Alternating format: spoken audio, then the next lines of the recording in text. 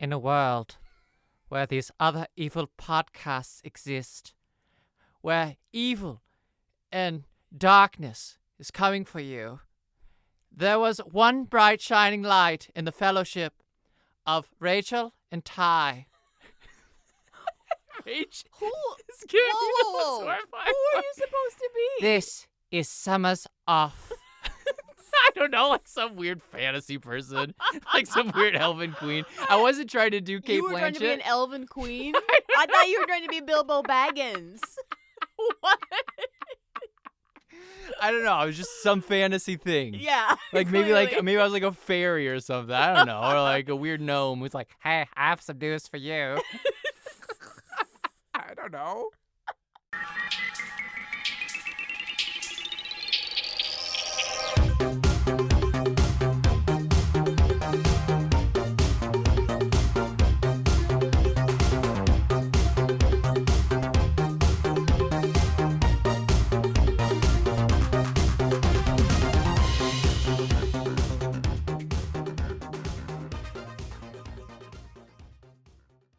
Fantasy, where dialects, by the way, Oh. do not matter.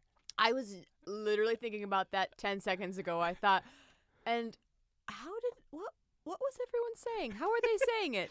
Yep. Oldish time? Oldish English time? Yeah, it's not. There's no consistency. It's kind of like Shakespeare. It's just Uh-huh. like heighten it a little bit, or like you can go British, or you can go Scottish, or you can go Irish. You can kind of do whatever the heck you want because nobody cares. Because There are no rules. it's a fantasy It's world.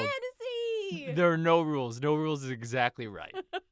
So, ladies and gentlemen, welcome back to, and everybody in between, welcome back to season 7. Is 7? I had to look it up today. I was like, what are we talking about? We've been doing this for 7 years? That's crazy. Oh my goodness. We started this adventure summer of 2018. Good math. Yep. And then it's gotten better. I think so. I think. I've had- We went back and listened to that episode, that season 1. It's It's rough. definitely gotten better. It's a little rough. Yeah. I mean, there are still if you must go back and listen to it, but maybe skip it and just jump in with us somewhere in the midways. there are still moments of roughness, like Welcome to season 7 of Summer's Off, where the light. Sure. Case in point. Yep. So it still happens. But like I always say with this podcast, find a movie that you enjoy, that you love. Come join us on an adventure where we'll take you down a winding path of not only our opinions on it, but also just the random trivia that surrounds a film. And come just enjoy a flick with us for a couple hours. Yeah, for a couple hours. Just a couple. How long is your format for this one? Are we going to be in here for a couple hours? This is an extended edition format. What does that mean? That means it's 11 pages. Whoa. And usually You have 11 pages? there's 6. So we've got it's a little bit of a masterclass. We've got a lot of Oh my curriculum to cover goodness. today. Oh my goodness. And that's okay. We're going to have fun with it. Okay, We're going to have a okay. blast. I'm so excited and scared and excited. Yeah. Ooh, way to like dust off the old podcasting muscles here. Rach, do you want to fill in our listeners if this is their first episode tuning in of like what they could expect from a Summer's Offian experience? Like Yeah. what do we do? What is this? What's the point of our adventures? Absolutely. Well, so typically Ty and I in this podcast journey have shared movies with each other. Our theme is generally showing the other person a movie that they haven't seen before. Typically these are from either our childhood or just something that we grew up knowing pretty well in and out. Mm-hmm. Now, it's unique today because I just want to preface, I have seen Lord of the Rings, but before Have people you seen them? Yeah. I don't know if you have. I have seen all of them. So I just want, nobody come for me. I've seen Lord of the Rings. I enjoy Lord of the Rings. I'm going to put that out there right now. This is already kind of like a spoiler. I enjoy this set of films. I don't know why I'm getting heated. Yeah, I'm, it feels like debating everybody's somebody. attacking you right now, and I don't think Get off my back. anybody's saying anything to you right now. So our first episode for this season is going to be more of a revisit because I think Ty just really wanted an excuse to watch Lord of the Rings. Yeah, and I was never gonna get that experience without doing some of we do revisits, rewatchables, kind of just reclaiming movies that we love, and especially our top 5s. That's been a thing recently. We'll try to sneak in a top 5 or 2 in Sure. each movie season, just because those are the movies we love, and are so near and dear to our hearts. And Lord of the Rings is debatably my top movie of all time. I put the trilogy all as one movie, which makes sense because J.R.R. Tolkien thought this. He hated when people referred to it as a trilogy. Oh. He was always like, stop calling this a trilogy. This is one story. It was just I had to separate it into 3 books because my publishers wanted me to. And so that's the same thing with the movies, you know? It's not a trilogy. It's one story. And it pretty much always occupies my number 1 spot. Always. Oh, that's interesting. I didn't know that about the books. I mean, obviously it's one story, yes, but that he was like anti-trilogy talk. Yeah. And just to cue people in on something that is maybe a little bit different this season compared to last season's, do you want to tell anybody about some of our new equipment that we're working with? Some of the if there are issues with this podcast, that's the reason, because we're working with all new stuff. Yeah, we upgraded our system, y'all. We got some nice Shure microphones. Yeah. I'm just gonna name drop Shure, even though we are not sponsored by them. Thank you, Shure. Thank you, Shure, for nothing. We had to pay everything. But we have the Taylor Swift headphones from the Folklore album, so those are nice. Ty was insistent on these headphones, and I think it's because he loves Taylor Swift so much. And I knew I could get Rach on board really easily because she also loves Taylor Swift, so it was like the easiest sell on the planet. But yeah, so we've got some new equipment that we're trying out, so hopefully this makes it to you. Yeah. Hopefully this doesn't end up in computer space somewhere floating that we are not able to access after we record it. So fingers crossed on that one, and we'll just come along for the learning curves for us this season. Yeah, you get to watch us, kind of ebb and flow with the journey of working with new microphones and making mistakes. Rach, we're only going to cover movie number 1 today. Oh, thank God. And I know for those folks who are like, oh my, are you serious right now? You're not going to do all 3 movies like back to back to back, are you? No, I'm not going to do all 3 movies. We're just going to do 2 episodes that cover all 3.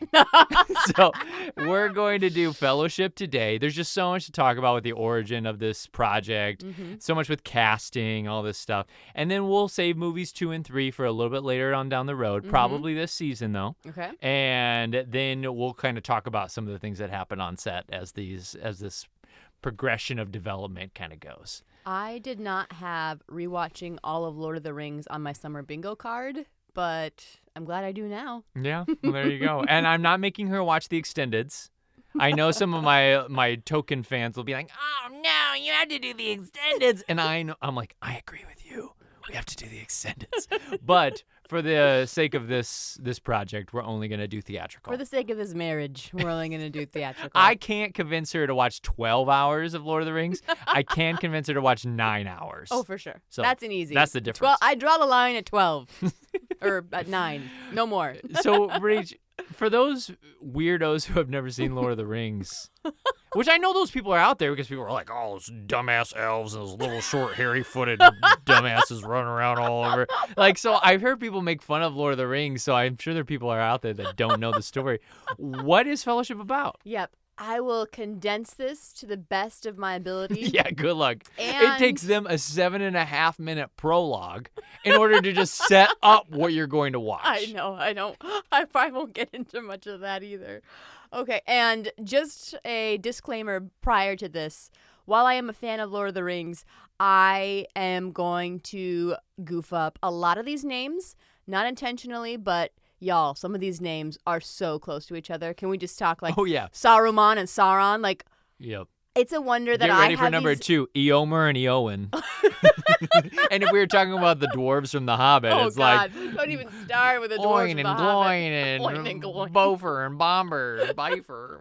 I bet. Can you name them all? No, I can't. Okay. I just reread The Hobbit like a year ago, but I can't name them all. Oh, okay. Dwalin and Balin. Over there. So I just got to give it a beat. I just got to keep spitting them out throughout. Okay. Lord of the Rings.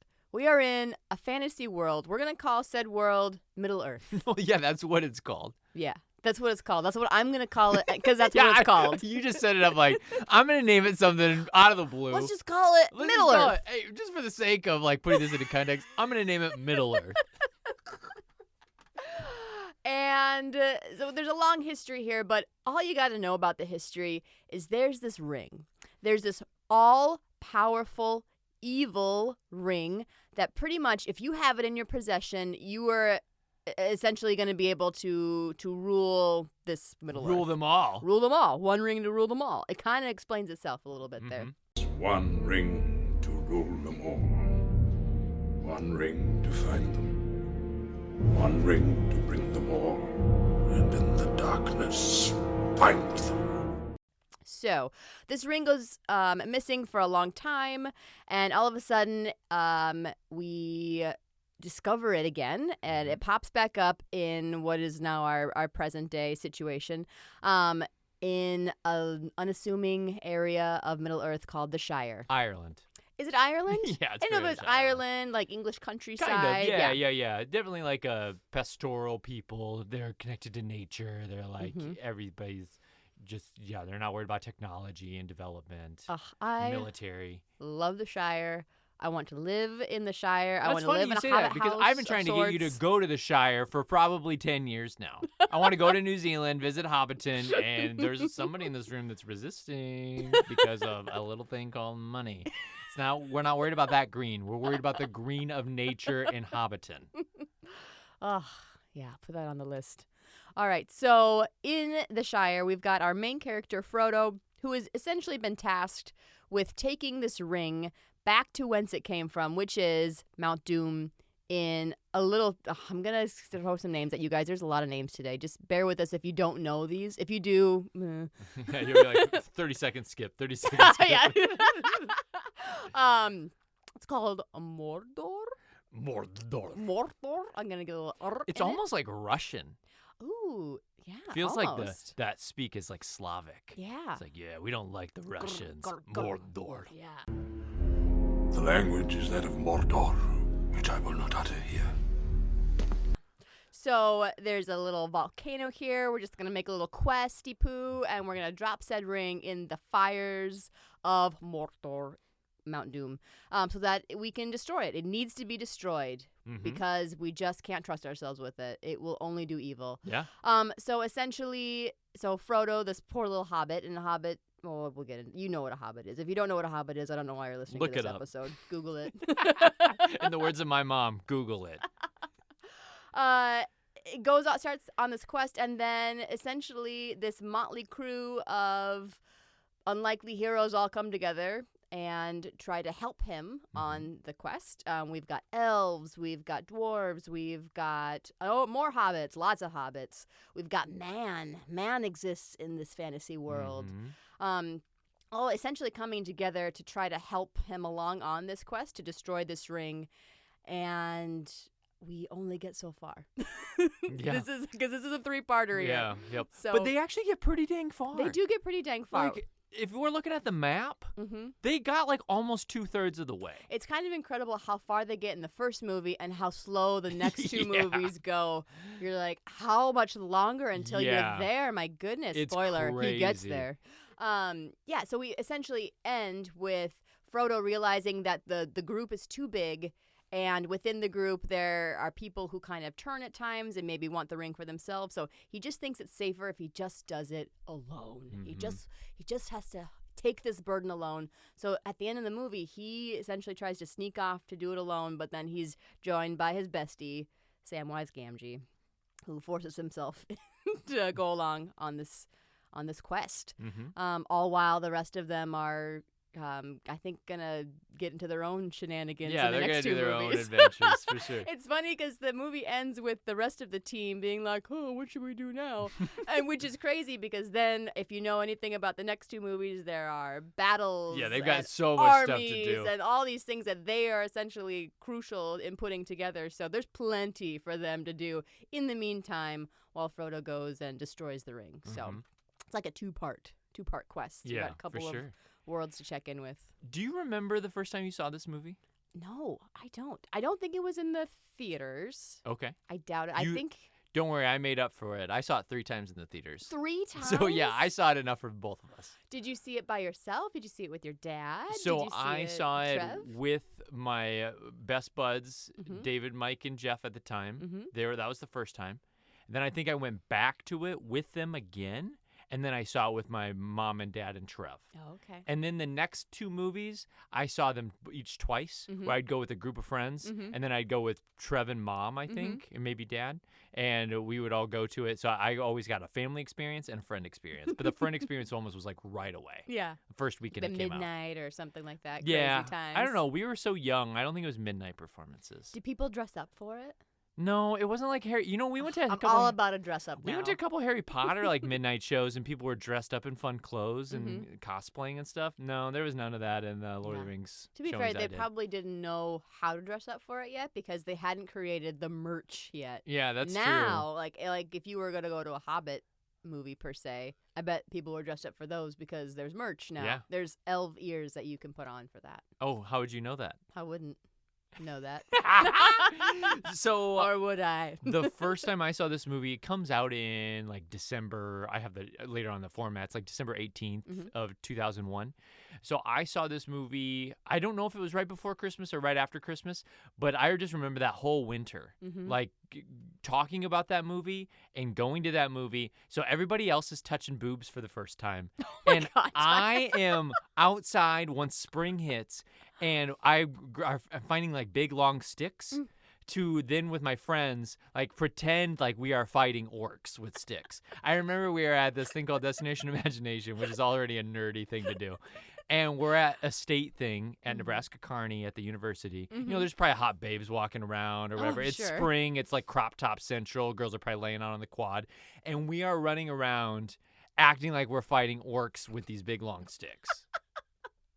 That's darling. That's so sweet. Yeah, but I also told you this is the same year as American Pie for me, though. Like, so I mean, like, I was still the horniest I've ever been, along with this weird nerd awakening in me. That it was just crazy. Oh yeah, I mean those two things I think are often alike and very similar. Yeah. I would say. I don't Nerd know, culture. horny nerd culture. Yeah, it's This a is thing. all the rage. So I want to talk a little bit about J.R.R. Tolkien. Okay. Or Take us- John take us Ronald Rule Tolkien. Ronald Rule. Ronald Rule. I don't know. Maybe that's how you say his second middle name. I don't know. But anyways, these books all come out in the 50s. Okay. And I'm just going to throw a ton of information out at you. Mm. And then you just be like, whoa, whoa, whoa, whoa. Can you explain a little bit more about that? And I might have a backstory for you. But Okay. I just have a ton of stuff about him. All right. So Tolkien, he grows up in Birmingham in the UK. Where's He- that? It's in England. Okay. And then he loves nature, hates industry, thinks industrialization is kind of destroying the country. He's like very much like hanging out by the trees, kissing them and hugging them, putting little notes on them. And he's also very Catholic. Okay. And he loses both parents at an early age. I think he just knew his mom. I don't know if he ever knew his dad. And he is taken in by this like Catholic orphanage, and he has this like love of Norse mythology. And soon he's going to like bring that Norse mythology as like an expert, as a scholar in England, and going to be like the preeminent guy who knows Beowulf. Oh, okay. You know anything about Beowulf? Not as much as I should, I'm sure. It's just like imagine kind of like a epic like Odyssey, only he's going to fight But like a it's troll Norwegian. kind of thing. Well, it's English though. English. Right. But it's like kind of based off the Scandinavian legends that they brought over as those two cultures interact. So he falls, get this, he's at the orphanage. Uh-huh. He falls in love with this girl, I think when he's like 14. And she's like 3 years older than him. Mm-hmm. And so she's 16. And they like love each other. But She was 17, but yeah. yeah, maybe she's 17. And the main priest at the orphanage says, you are not allowed to talk for 3 years, the two of you. And so he doesn't talk to his beloved for 3 years, but he like doesn't even think about girls after this moment because he knows he's in love with this girl. He knows he wants to marry her. They've like confessed that they both love each other. Like she loves this She 14-year-old also loves boy. him, too. The senior in Love high at school is first like, hey, this sight." freshman boy's pretty cute. I guess I love him too. And then they don't talk for 3 years except for one like night that they escape from their rooms to just like talk one time. He's like, just had to see you one time. No, we haven't talked for 2 years. I know you don't We've only know got my one name. more year to go, baby. And so then then they like continue on this path of like not talking to each other. And then at the conclusion of it, he's like, hey, you served your 3 years. Now you want to be together. Go for it. So she's now like 20. He's like 17. And they get together. And they get together? Yeah. Like they get married together? And so the whole like story with Aragorn and Arwen and like this, they being together, but like can't really be together. And like, but this kind of like weird love that they have for each other that's eternal, but not being able to be together is kind of like somewhat based on this backstory that he has. That's so which is- romantic. How romantic. Oh, yeah, I so love it. I super love the interesting romance. story. But then he gets drafted into World War I. No. Well, I mean, he had to, right? It's like atonement, you know. Oh. I mean, not really like atonement, but Does he die? at no, the he end? does not die. He does not die. He fights at the Battle of the Somme, Mhm. which is like one of the major meat grinder battles where just like hundreds of thousands of troops are killed and like no change in the war. And that's that moment that the Brits realize, hey, we need to start investing in technology. They start to like do more with tanks. And but while he's there, he's sitting there in the trenches and he's hearing the sound of something overhead that's going to play into the next movies. He hears the sound of airplanes overhead because this is the era of the Red Baron. And so the Red Baron and all these other pilots are flying overhead. You don't know. They're not really dropping bombs at this point. They're more just scouting, and then you'll get an attack shortly after. They'll be like, hey, this is Yeah. a weak part of the defenses. Yeah. And so it's really okay. scary to hear these planes. Sure. Just And the Brits don't screeching have a good across the air force sky. at this time, and the Germans are really crackpot aces. Oh. And so he's just listening to this overhead, this technology that's bringing on so much terror to him. Well, he ends up getting trench foot, which is like a Is that like a moldy foot? kind of, it's like, Something like it's that? almost like a skin disease and sickness that you get Okay. that you can't really do anything about it besides just take you out of the trench and then hope that you heal with some medicine. And he ends up recovering from it, but he doesn't go back to the war. Lucky him. But he does like he's over at the Battle of the Somme for some time, and he has a bunch of friends who die in it, a bunch of classmates who die in it. So it's a really like tragic thing for him. Yeah. And so he is sitting at home now, and he's watching as tanks get introduced. He sees these huge machines that are rolling through, watching like the further industrialization of the country and of the world, and he's just like, this sucks. Like everybody's dying. Technology is making things worse. This is awful. He's back in England, but he falls in love, and it kind of goes back to even when he was taking that 3-year sabbatical from girls, but he falls in love with this idea of fantasy Okay. and all this mythology. Sure. And he's the like, hey. escape. And his first stuff that he starts writing is about how he thinks that gnomes own and control the world. And then later on, fun. he like kind of starts to change it, and he's like, maybe they're elves instead of gnomes. I don't I feel know. like people could relate to elves easier than gnomes. You can get some real sexy elves, but not some sexy gnomes. Elves weren't very sexy at this time. He kind of invents the idea of the good elf. Gotcha. Because elves weren't like how we think of Christmas elves and stuff. Are they Elves were little like, gremlin-y looking things. yeah, they were like in Norse mythology, the pointy-eared, mischievous, dark elves that like play Gotcha. tricks on you and maybe can kill you. And kind of like in Midsummer Night's Dream, like they'll play a lot of, they'll turn you into a jackass, and then they'll, Whoops, killed ya. yeah, oh, my bad. And so elves are a little like more mischievous, but he's like, I'm gonna play on this like kind of more good, proper elf idea. Okay. And he starts meeting with C.S. Lewis. I know him. Yeah, how do you know him, Rach? Well, we don't have to like quiz me over it or anything. But another author, famous of the day. Yeah, Chronicles of Narnia, Chronicles of Narnia. and also a major Christian. And so they share really that. embeds that into his writing. And so unlike CS, so they argue a little bit in their little readers meetings, and he's like, I think there just needs to be more Christian stuff in here, and he's like, no. It's not about Christianity. And they're like, but you're Catholic. You're like a raging Catholic. And he's like, I know, but it doesn't matter that I'm a raging Catholic. This is about mythology and history and about all this other stuff. Yeah. I mean, you can have just a good versus evil story that doesn't have anything to do with organized religion, too. You know?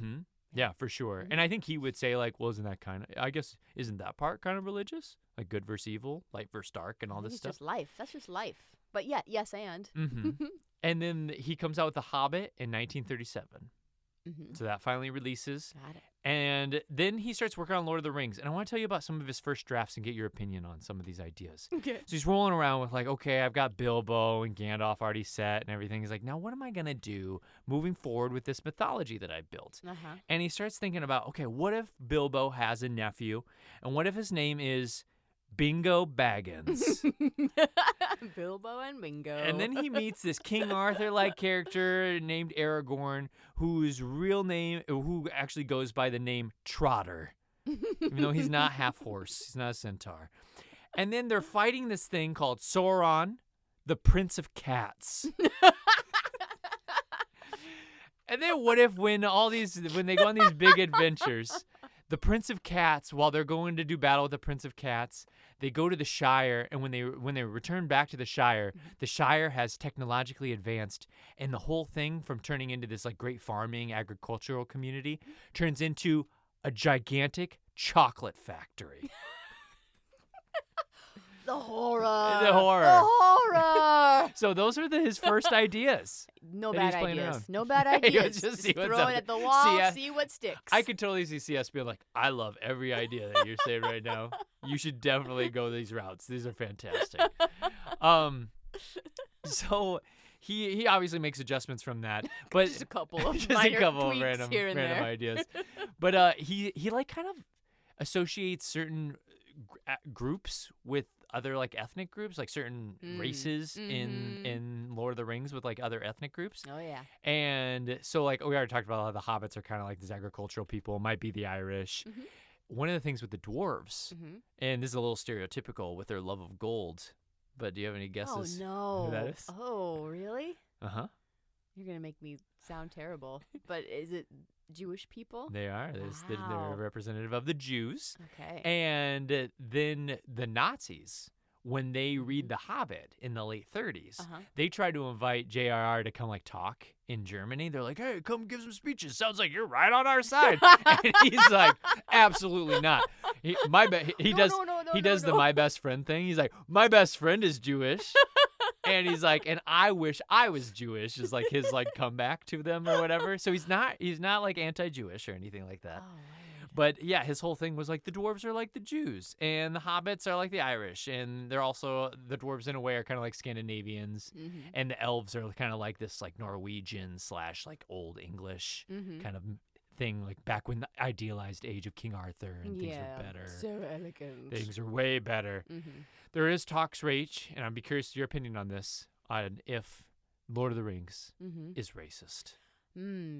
Well, we could probably spend a lot of time talking about this. And I don't There know. have been whole essays written. I'm sure there's theses, dissertations on this. What I'll say is, I think they're making up for it a little bit in the new Rings of Power because, one, it's fantasy, so you can do colorblind casting. Do whatever this the is hell like you the want. perfect time to do that. They didn't do that. Everybody is white in this fantasy world. And what I will say is that while the regular orcs, just like the smaller ones, I don't see anything there. They did have this new thing that they're breeding in the first one, and is it the Orokai? Yeah. So it's half orc, half man, and they gave them black dreads, you guys. And that is, They they look a little totally like the did. Predator, which is also a little problematic. So I would say that they're not wrong in seeing some of those pieces. Whether that's the intent, I think, I don't think that's the intention, but it's definitely there. Yeah. And I think, so a lot of people have pointed to in later films, there's like, and we can get into this when we get into our next episode, but there's like this group that comes from the south, and they ride on elephants and all of this stuff, and they're kind of like Persian looking, like Arabic. And so you have to remember his time. He was fighting against the Ottoman Empire, and so that to him that is what his was enemy kind looked of like them, at the time. yeah. Sure. And there's even moments in the book where like Frodo's like staring at these people, and he's like thinking, "Oh, they don't seem like evil at all. They just seem like another group of people who are just against me right now. Like I think that they're kind of conflicted, and they don't. And I feel terrible that this person died who doesn't look like me, and all this stuff. So there's more that he gets into that In I the think book. kind of Gotcha. is a little bit better, but. I think it's a valid criticism. I think it's a valid exploration for our academics to go down. Yep, go down that rabbit hole. Now let's talk about Peter Jackson. Oh, it took me a minute. Gotcha. Peter Jackson, he made a movie called The Frighteners, which you have never seen.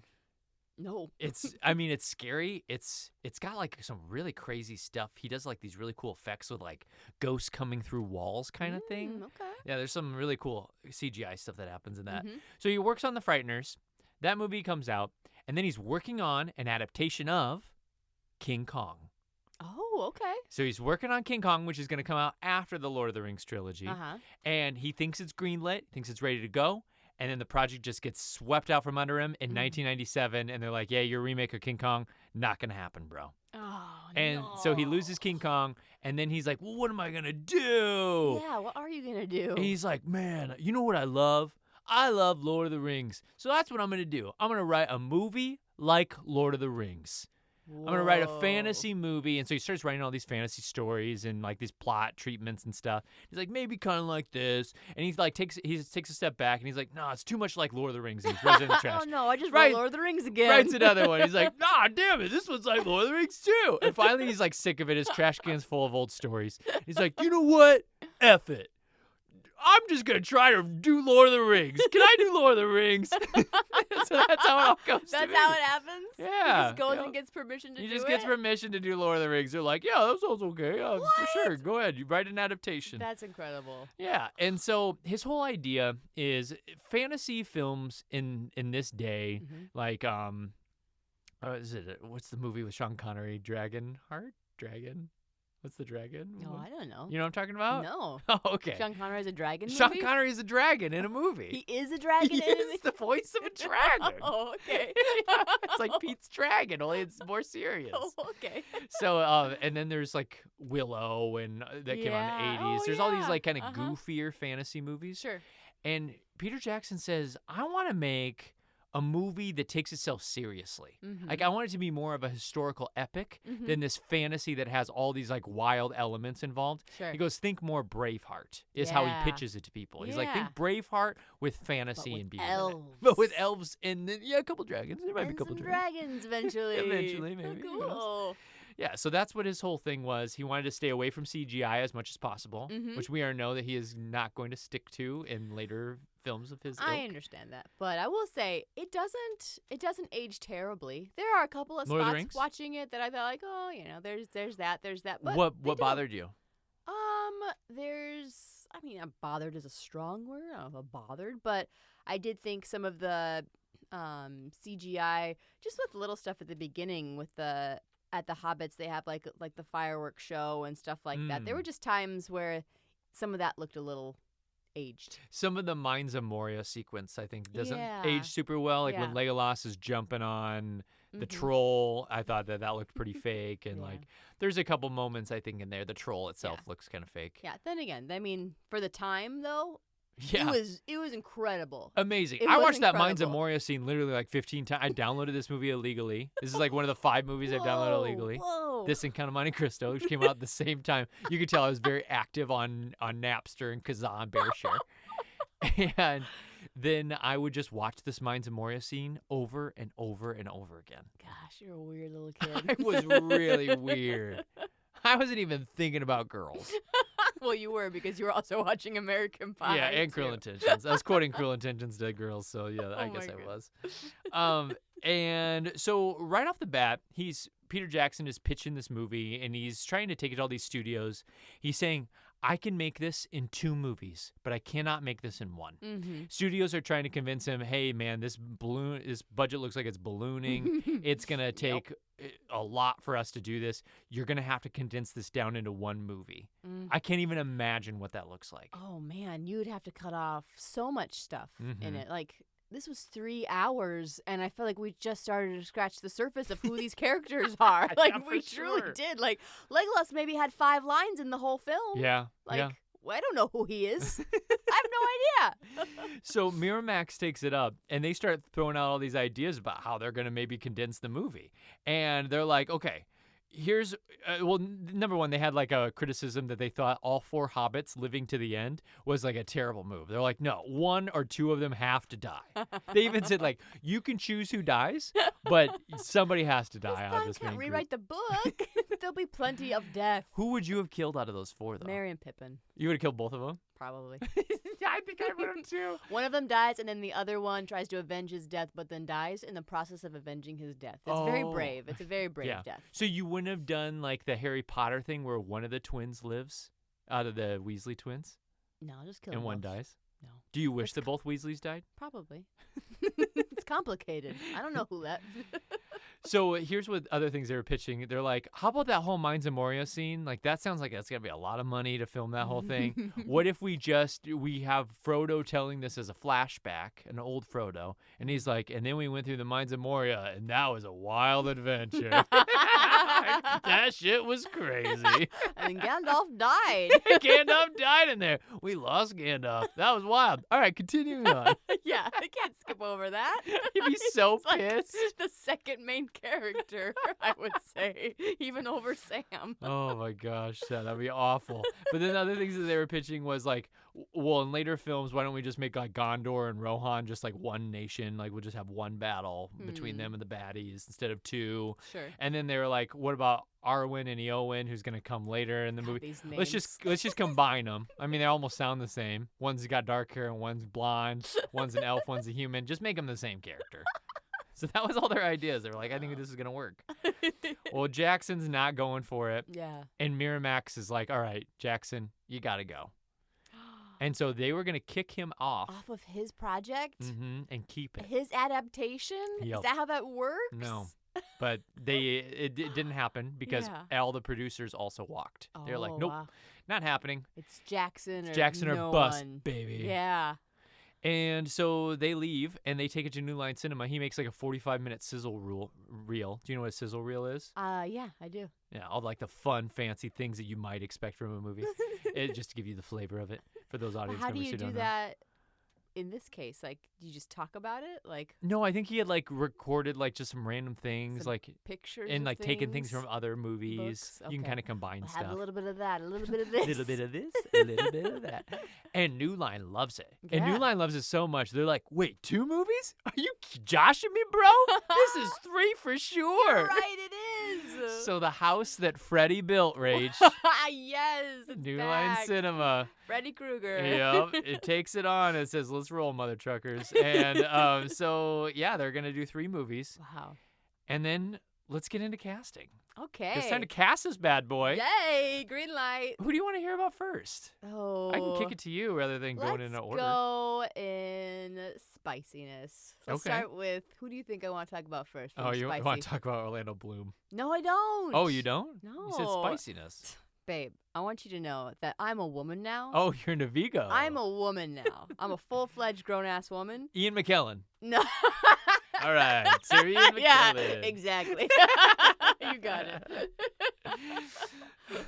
So I'll start with the Sir. So Sir Ian McKellen was not the only person to read for Gandalf. Do you have any other guesses? Who might have read? The other, the 2 other Professor Dumbledores. Oh no, Richard Harris and what's his I name? get them mixed up No. all the time. No, they did not Like, read. no, was that the same guy? Was that? No, No, it here wasn't. I'm gonna give you a hint. One was mentioned already in this podcast. Sean Connery. Sean Connery was the first Oh. person offered. The first person offered. Sean Connery said he read the script, he read the book, and then he even watched the movies after they came out, and he still has no idea what the heck was going on in these movies. Oh, He's like, I no. just don't understand them. I don't get what was happening. And so you do not want him then as he rejected it. He Gandalf. was like, I had no idea what was happening, and I thought, like, this is an 18-month shoot yeah. in New Zealand. Yeah. I'm gonna have to be away from everybody for that long, Mm-hmm. and for something that makes no sense to me. Yeah. And I just don't see it being successful. I'm honestly that's good. Stay true to yourself. Yeah. He doesn't need it, obviously. Mhm. He's doing just fine, and this could be a vehicle for somebody else. But get this, in his contract, they had proposed, we will, because they thought he was such a big name at Yeah. the time. They're like, we'll give you 15% of the gross Oh. of all 3 films. What? Which grossed, I don't have the exact number. We'll talk about it in the next Trillions, podcast. probably. It was trillions. It was Or trillions? not trillions, it was billions. Like, wait, what? Wait, how many? It was trillion, then billion, then million. And then, so this would have meant he would have made $400 million. I didn't didn't do it. Like, what? This is the sound a doggy makes. Mr. Connery. Moo. No. Well, that's the sound your mother made last night. I mean, to be fair, he's rich, He is. and sometimes there's like, to me, there's like a level of richness. Like, Mhm. would you give me that? Like, yeah, that would be cool, but what would I do with it? I don't know. You know what I mean? Like, I don't know. Maybe that's just my like middle class. This is such a Rach moment. what? Rach, recently we were talking about like if we had the opportunity to win some money, like, or if like we sold a film, like this is a great example.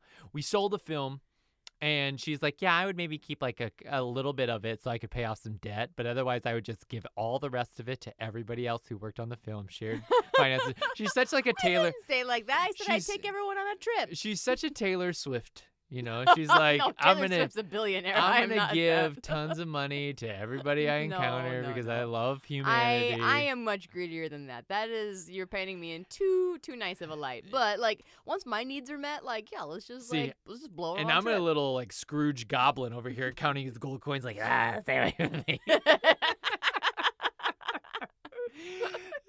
So another person who read for Gandalf was Christopher Lee, who was a huge Lord of the Rings super fan. Do you know who Christopher Lee is? I'm thinking. You do. I know I You do. know this person. Christopher Lee. You know him because you saw him last night when we watched the movie. Oh, is he Sauron? Yes. Yeah. Okay. He's got the big deep voice. You know of what I speak, Gandalf. A great eye, lidless, wreathed in flame. The eye of Sauron. And the beard with Gandalf the Grey. a beard with a little bit of black in it, so you know that he's a bad guy. The fact that we aren't supposed to know that he's evil right off the bat is ludicrous to me. He's got this big black tower that looks like just so scary guess what it's in the middle called? of the woods. Let me tell you What's the it name of called? the tower. What's it called? Orthanc. Yeah, no way. No way. That guy's evil. That guy turned a millennia ago. He is not to be trusted. Not to be trusted. Who are we to fear the great eye? So Christopher Lee is this huge Lord of the Rings super fan. Mhm. He even did a show back in like the 90s, this Robin Hood movie or TV show where he played a wizard because he wanted to play Gandalf so bad. Just It wanted was to the get it in dream the role. reel. He reads the trilogy. Yeah, honestly, that's what he said. This is me with the wizard hat, in case you want to see what I No would joke. look like. He sent that to Peter Jackson. He sent that exact picture.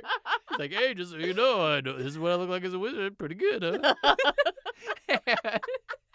And he reads the trilogy. He read the trilogy. I think he died in 2015 on an Mhm. annual basis. Oh my gosh. He loves it. He met Wow. J.R.R. Tolkien. He said he Mhm. was starstruck. He was I'm like a sure. little I'm giddy sure. school child. Mhm. He loves this so much. Aw, And that's Peter, cool. he's pretty sure when he sent all that stuff to Peter Jackson had already cast Uh-huh. Sir Ian McKellen in the Mhm. role. But he was super stoked he got to be a part of it. He was still excited though Yeah. that he got to be. How I mean, it's an awesome role. How and he good are does all the so well in scenes that it. he has with Mhm. Ian McKellen and him, like Yeah. talking to each I other? I'm could like, just oh my watch gosh. them. Yeah, play off of each other all night. He did not seriously think that a hobbit could contend with the will of Sauron. There are none who can. Against the power of Mordor, there can be no victory. We must join with him, Gandalf. We must join with Sauron. It would be wise, my friend. Tell me, friend, when did Saruman the Wise abandon reason for madness? Blah. So good. And I love their fight. Where Yeah. they kick each other's ass with their staves With and their s- magic. With their sticks Yeah, it's from like- afar. I know. They're flying around. So cool. Gandalf spinning in a circle on his head. It's amazing. So another person who auditioned, think opposite be of Sir anyone. Ian McKellen in another famous series that had 3 movies as well. Actually, more than 3 movies. Think comics. What's he in? Always fun to comics? watch Rach's brain just twirl. Yeah. Like Gandalf being spun around in a circle in the Tower of Orthanc. I don't know. Give me some more superhero movies. 3 superhero movies. Yep. Think. Okay, I'm gonna do something for you. You know, audience members think it's just a sound effect, but. Oh, you're ripping your shirt open. Is he? No, I'm not ripping my shirt. Oh, X-Men. Oh. Yeah. Okay. Yep. It's hard. The makeup. It's so different, right? I forget that. Yes, he's in Magneto, and he's Magneto, right? He's Magneto. Yeah. Okay. But another person who auditioned for the role. Professor X. Yeah, Patrick Stewart. Patrick Stewart. Rach, by the way, I'm gonna dance in and out of real names or character if names. this is your first experience sorry. of listening to Summers Off, Rach is so entertaining to put on the spot because she freaks out. I hate it. She's like, oh no. I hate Oh this. God. Everyone thinks you're dumb. Everyone hates you. Everyone's making fun of you right now, and they will for the end of time. Well, stop quizzing me, please. Yes, Patrick Stewart also auditioned for the role. He did not take it. He thought the script was a mess. No. And then they turned to Syrian McKellen right after that, who had just got done doing Magneto. Okay, so that was before this. Mm-hmm. Yep. I can't remember when Came out in X-Men was, because 2000. there was a time when it felt like there was 10 years that X-Men had a movie come out every year. Yeah, I know, right? So there's a big swath of, like, I don't know when X-Men was. It was, like, most of my middle school, some high school, college as well. Yep. Hard You're to not say. wrong. That's exactly right. Yeah, always. Always an X-Men movie on the horizon. Mm-hmm. Kind of like Fast and the Furious. Who do you want to go to next, Rach? Now let's go to Vigo. Okay. This was a hard one for them. Yeah? It was almost like an epic tale in itself, just to figure out who's going to be Aragorn. Sure. The first person that they offer the role to, do you have any guesses? No. Okay. Fair response. Stressed out, Rach. The first person was... Brad Pitt. No. But if you think about somebody along those lines, that was one of the first people. Okay. Go on. So the first person they offered it to was iconic actor of our generation. Not our generation, but the generation above us. Daniel Day-Lewis. Brad Pitt and Daniel Day-Lewis? No, I'm saying there's another person coming up that you'd be on more of the right track. How was I supposed to ever get there? Daniel Day was the first choice. He turned it down like 7 times. They even go back to him several times when other people turn it down. Sure. And he keeps turning it down. He does not have a desire to do it. Mm. The second person that they offered it, this is the person I said, Brad Pitt, you're kind of on the right track. He's not attractive like that, though. Mm. Nicolas Cage. No! I mean, I love Nick Cage, but no. Can you imagine? He can't do a dialect, number one. No. He can't do anything besides Nick Cage. Oh, my God. It would have been bizarre. Oh, that would have, might have ruined it for me. Yeah, no, you cannot. You cannot. That would have been Nicolas horrific. Cage. No. So Nick Cage gets offered. He doesn't want to be away from his fam for 18 months. Good. So he turns it down. Then they hire this young gun, 28-year-old Stuart Townsend, who's actually dating Charlize Theron at the time. Mm. And he trains for like 2 months. He's kind of an asshole by all reports backstage. Oh, He's kind of a dick. In this one, he's a dick on the set of Thor with Kenneth Branagh as the director. Kenneth Branagh kicked him off set. So he gets kicked off set 2 days before filming. Oh, my God. Jackson's just like, you're not going to work out. Jackson liked him, but the studio hated him. Sure. And was like, dude, this guy's not working. He's a dick. We want him out of here. 3+ years of this stuff. We cannot have, someone we don't like in this role. Mhm. Like, So we got to he's- work with somebody. He's already on set. He's been training for a couple months. Mhm. They give him the boot, and they're like, what are we going to do? What So are they we double gonna back do? on Daniel Day one more time. Daniel Day's like, no, I still don't want to do it. Still a no for me. And then one of the producers was like, hey, hear me out. I saw this play a little while ago, and I loved it. And it was starring this guy named Viggo Mortensen, and I think you should really consider him. And Peter Jackson was like, okay, well, yeah, he was No that bad guy. ideas. He's that guy. No bad ideas. He was that guy in G.I. Jane in '97, and like he's done like a bunch of other random shit, but like G.I. Jane's his main claim to fame. Mm-hmm. Yeah, let's do it. Let's bring on Viggo, baby. Bring him. He's 40 years old. Let's He see. fits more the character's age than this Yeah. 28-year-old young gun. Mm-hmm. Let's try him out. And so they bring Viggo in. Viggo isn't sure about it at first, and his son is like a diehard Lord of the Rings fan, and was like, "Dad, you have kind of like Please do this for me." we talked about this in the Mario Brothers episode." Where the guy who played Mario, Bob Hoskins, is like his son's like a huge Mario Brothers fan. Like, you gotta do it, Dad. You just gotta. And so this is what happened here. Only it works out way better for Way Viggo. better. And he's never read the book, so he doesn't know anything. So he's reading the book on the plane ride over, and then he arrives. He quickly takes some fencing lessons when he lands down in New Zealand, and then he goes to set. And he starts just training sword work. Swordmaster says he's like the best person to ever first pick up a sword that he's ever met in his life. Amazing. And just becomes this huge sensation. But then they have 2 people in their back pocket in case Vigo doesn't work out because he's kind of taking a he's a bit of a wild card. chance. Yeah. So they have Jason Patrick, who you might know as the other guy in the Runaway Bride Julia Roberts fiasco with what's his name? Oh, the real life. The real life fiasco. Oh, yeah, He's the other dude who was in the Lost Boys. Okay. Yep. Yep. And then they also have Russell Crowe kind of on standby. Russell Crowe is just getting done with Gladiator, literally just wrapped, and he gets a call 2 days later for this. Wow. And he's like, well, I Can you just did a imagine? sword epic thing. I don't know if I want to do another one. And then another person who had auditioned, who Peter Jackson said actually had an amazing audition, but just didn't look right for the part, was Vin Diesel. Vin Diesel. Another one I can't they imagine. could have made him somebody. He'd be more on the orc side, to be honest. though. Yeah, for sure. He should have been a big baddie orc that he gets. could be a big He could have baddie been orc. Lurch. He could have been the main guy or whatever. Not Lurch, whatever his name is. Whatever the bad guy who Aragorn fights at the end, who has dreads. Oh, yeah. It'd been great. With Lurch. that bald head. Why you call him Lurch? I don't know. Is he His Lurch? name is something like that, though. I swear. is It'll be. it? It's in my format. All right, we'll get to very it. good. We'll get there. Who's next? Ugh, well, I'm just savoring all that Vigo info.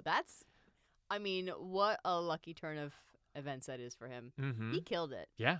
He's And he's late in his obviously, career to have this huge moment too. Yeah, I'm glad they went with a saged-looking person for that role Mhm. because I just think that it requires it. I mean, he's supposed to be 110 years old. What? Yeah, because they live forever. They live 200 years back then. I didn't cover that in any of my Your research? my synopsis here. Yeah. Didn't You include didn't that. read the Lord of the Rings Bible called the Silmarillion or whatever?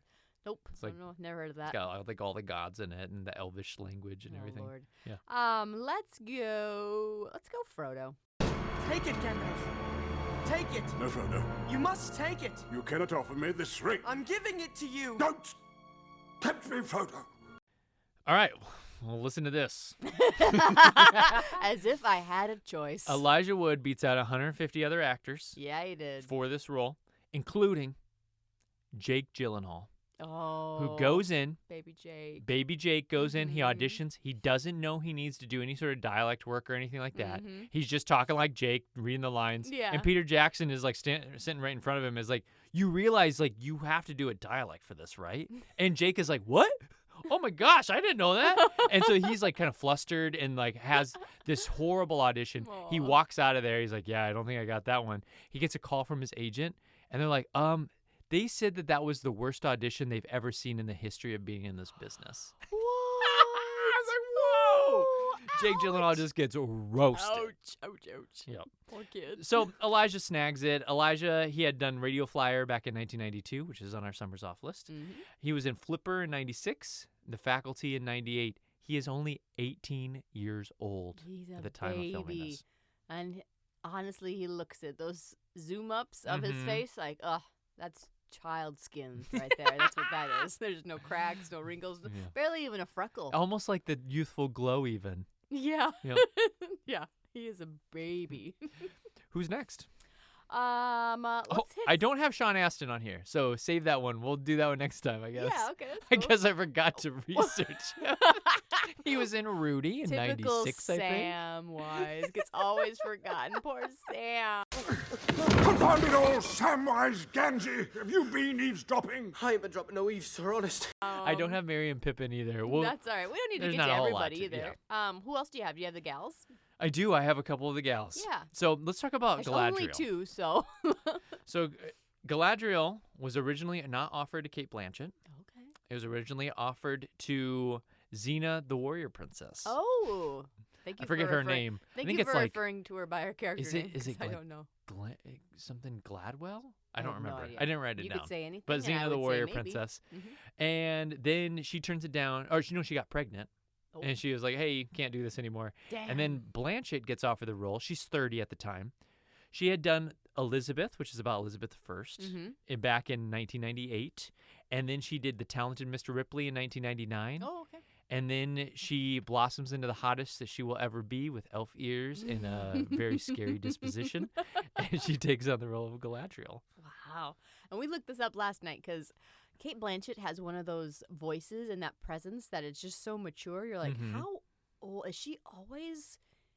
Has she always been 40?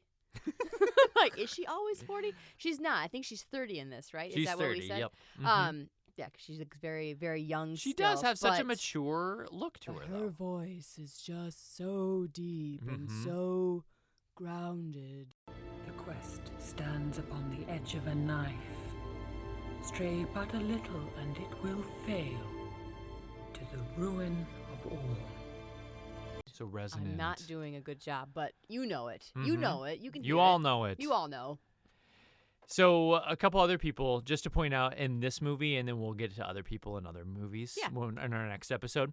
But Liam Neeson gets offered the role of Boromir. Okay. He turns it down, and Sean Bean comes in. Sean Bean had done Patriot Games in 92 and GoldenEye in 95. And do you remember him from GoldenEye? Nope. Do you remember GoldenEye? Nope. Have you ever seen GoldenEye? Yep. Have you really seen GoldenEye, or do you just now want to watch it again? No, I've probably seen it. You've probably seen it. For Elrond, David Bowie campaigned for the role. Oh, okay. He loves Lord of the Rings. He's like, can I play Elrond? He would be a good elf king, as he is in many other films. Well, Peter Jackson said, not going to happen, bro. You're too famous. I was going to say, you're too... It will just be weird to have somebody your level of fame trying to do this role. It just won't make sense Well, for us. especially with the characters that you've already described. Like, everybody is...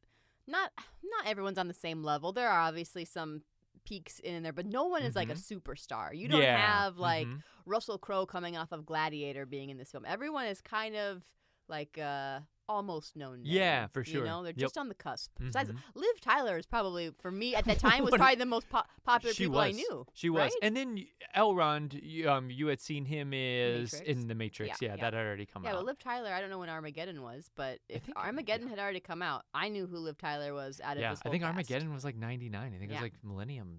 Another great movie. Yeah, never seen it. Any good? You wish. John Rhys Davies is the fellow who plays Gimli. I will be dead before I see the ring in the hands of an elf. He is also, by the way, he voices Treebeard in number 2, The Ints. Oh, does he? Like, I've slept for 15,000 years. Gimli is one of the dwarfs. I think we should start to Sure. explain who these characters are for people who are maybe on the outskirts. Nerds. Who don't know I almost feel all like, the names. Are you a bigger nerd if you don't know this movie than if you know this movie? It's kind of like Harry Potter, where I almost feel like if you don't know it, like, oh, you're kind of a nerd. Like, you don't like movies. It depends on age. I think plays a factor in that. I think millennials, for us, Harry Potter is kind of like essential. Like, you need to know it. You have Just to. like people like boomers, like Star Wars is kind of essential. Sure. Yep. But Lord of the Rings, it's just a touch past that. I feel like just a little bit more nerdy. I think. So the Gen Zers, we're just going to let them all off the hook, like they don't need to know any of this stuff? I'm would say I'm this not is. saying that. I would say this is curriculum that needs to be instilled into schools. Yeah, go to that parent school board meeting. Like, you know what they should be reading. So John Rhys Davies, you know him because he was in Indiana Jones and The Last Crusade. He is Sala, who loves camels so much. Oh, okay. Yeah. And those are like the two big things that he's done. And then your dreamboat. My used to be dreamboat. You shared a lot my preteen a lot of long dreamboat. nights together, I heard. Orlando Bloom as the elf Legolas. Have you heard nothing Lord Elrond has said? The ring must be destroyed. So get this. He was just finishing up drama school when he was cast. He's 22. And he broke his back like a year before this. Oh, my gosh. And he kind of has to stop acting for a while. And then he jumps on the stage. And then Peter Jackson, before getting into pre-production on this, goes to see a random show at his school and is sitting in the audience and is like, oh, this kid's good. And goes up to him afterwards and he's like, hey, I need you to audition for my next project. And so he showed up at the audition and he freaking snagged the role as this 22-year-old fresh out of drama school. How does that work? And, figured it out. Amazing. Mm-hmm. And just like that, Had he done any? No, I guess he probably hadn't done. This Just is the stage first thing, stuff. right? Just stage stuff. Yeah, Because he then had after done this, he He had gets done to a couple do like Pirates. other film things, but yeah, Pirates comes after No, this. Pirates. And then he explodes. That's where I'm different than most girlies. I enjoy him in Pirates more than I enjoy The Detonator. Depp. Not that from an acting standpoint, but from an attractiveness standpoint, I'm a Bloom girl. on But that. where's the rum? Who am I? I'm That- every Pirates fan. That But was- where's the rum? Were you? Is that a Johnny Depp impression? No, I'm the girls and the stupid boys pretending to be Johnny Depp and then laughing afterwards at Oh, okay. quoting the Ah, stupid that's movie. A terrible Johnny Depp impression, babe. Little giggles. So, Rach, I have filming kind of set up chronologically throughout the film. Okay. And you can talk about like thoughts in the movie and like some notes Yeah, that you have and I'll stuff chime in as we when- go through. When things come up. So that 7.5 minute intro, did you like it? Yeah, I did. I Was like I it not too. supposed to like it? No, I love it. The studio wanted Oh. it cut down to 2 minutes. No, you need it because I need to know what's happening. Uh-huh. It essentially, more or less, explains Rings of Power. Yeah, for sure. Which is going to be hours and hours. Which takes but way too long. 7 minutes. 7 Goes- minutes. You Rings wanna of know? Power goes at a snail's pace, and you're like, get on with it. I was more entertained and more thoroughly like understand the world in 7.5 minutes than your like 19 hours of garbage right now.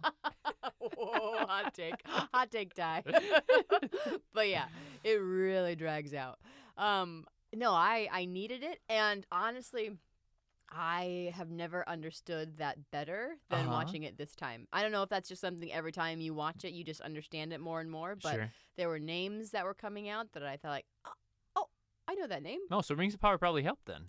Probably. I mean, I did keep asking But you me did ask questions. me like, have we met so and so yet? And I'm like, yeah, we met them in Rings of Power. Oh, They're okay. like a teenager. Yeah, okay. And like, oh, okay. Yeah, but the whole timeline of this fantasy history made a Mhm. lot more sense to me this time around. Also, I haven't seen The Fellowship, the first film Yeah. in this franchise, in a long time. Yeah, I 'cause- always see Two Towers, or I always Mhm. see Return of the King. Those are the ones that are on TV a lot that I might pop on for a little bit. But Yep. for me, it's almost a rarity that Fellowship comes on that I tune in for, that I see Mhm. it. So I don't know why that is, but yeah, I was realizing watching this, like, I haven't seen this in its entirety maybe since the first time I saw it. Whoa, this might have been your second full viewing of I Fellowship? don't know, maybe third? I'll say maybe third, but like it's the least Whoa. amount that I've seen in its entirety. And you know what's funny? This is probably the one I've seen the most. Has Because it? when it first came out on double VHSs, I just would throw that baby in all the freaking Two time. VHS. 2 VHSs, Columbia House Movies, order it, Dad. We must have it as soon as possible. Do you guys still have it, or did your mom get rid of it? I don't know. We had only that one on VHS, and Mhm. then the other 2 we got on DVD. Oh, okay. Yep. Gotcha. Which I think was also a multiple DVD-er. Yeah, I'm sure. Yeah. Then they came out with the extendeds, and it was game over. So they begin filming this in New Zealand. That's where Peter Jackson's from. He thought it was Mhm. just beautiful. There's so many locales they could do. Mm, And that's great. the New Zealand Army helps build Hobbiton on this big farm. He gets the army to help build They this just thing. know from like a standpoint of tourism that this is gonna like be a good deal.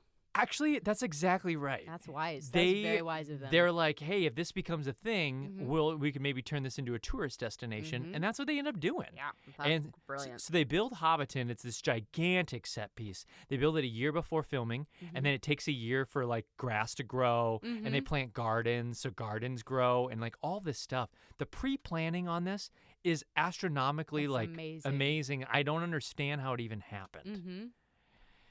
Yeah, it's not very often that you hear things like that. Like, oh, the government decided, like, Yeah. hey, we're into this. We're in We're full also- throttle, baby. yeah. What do you need? A year out? You got it. Yep. That's crazy. Insane.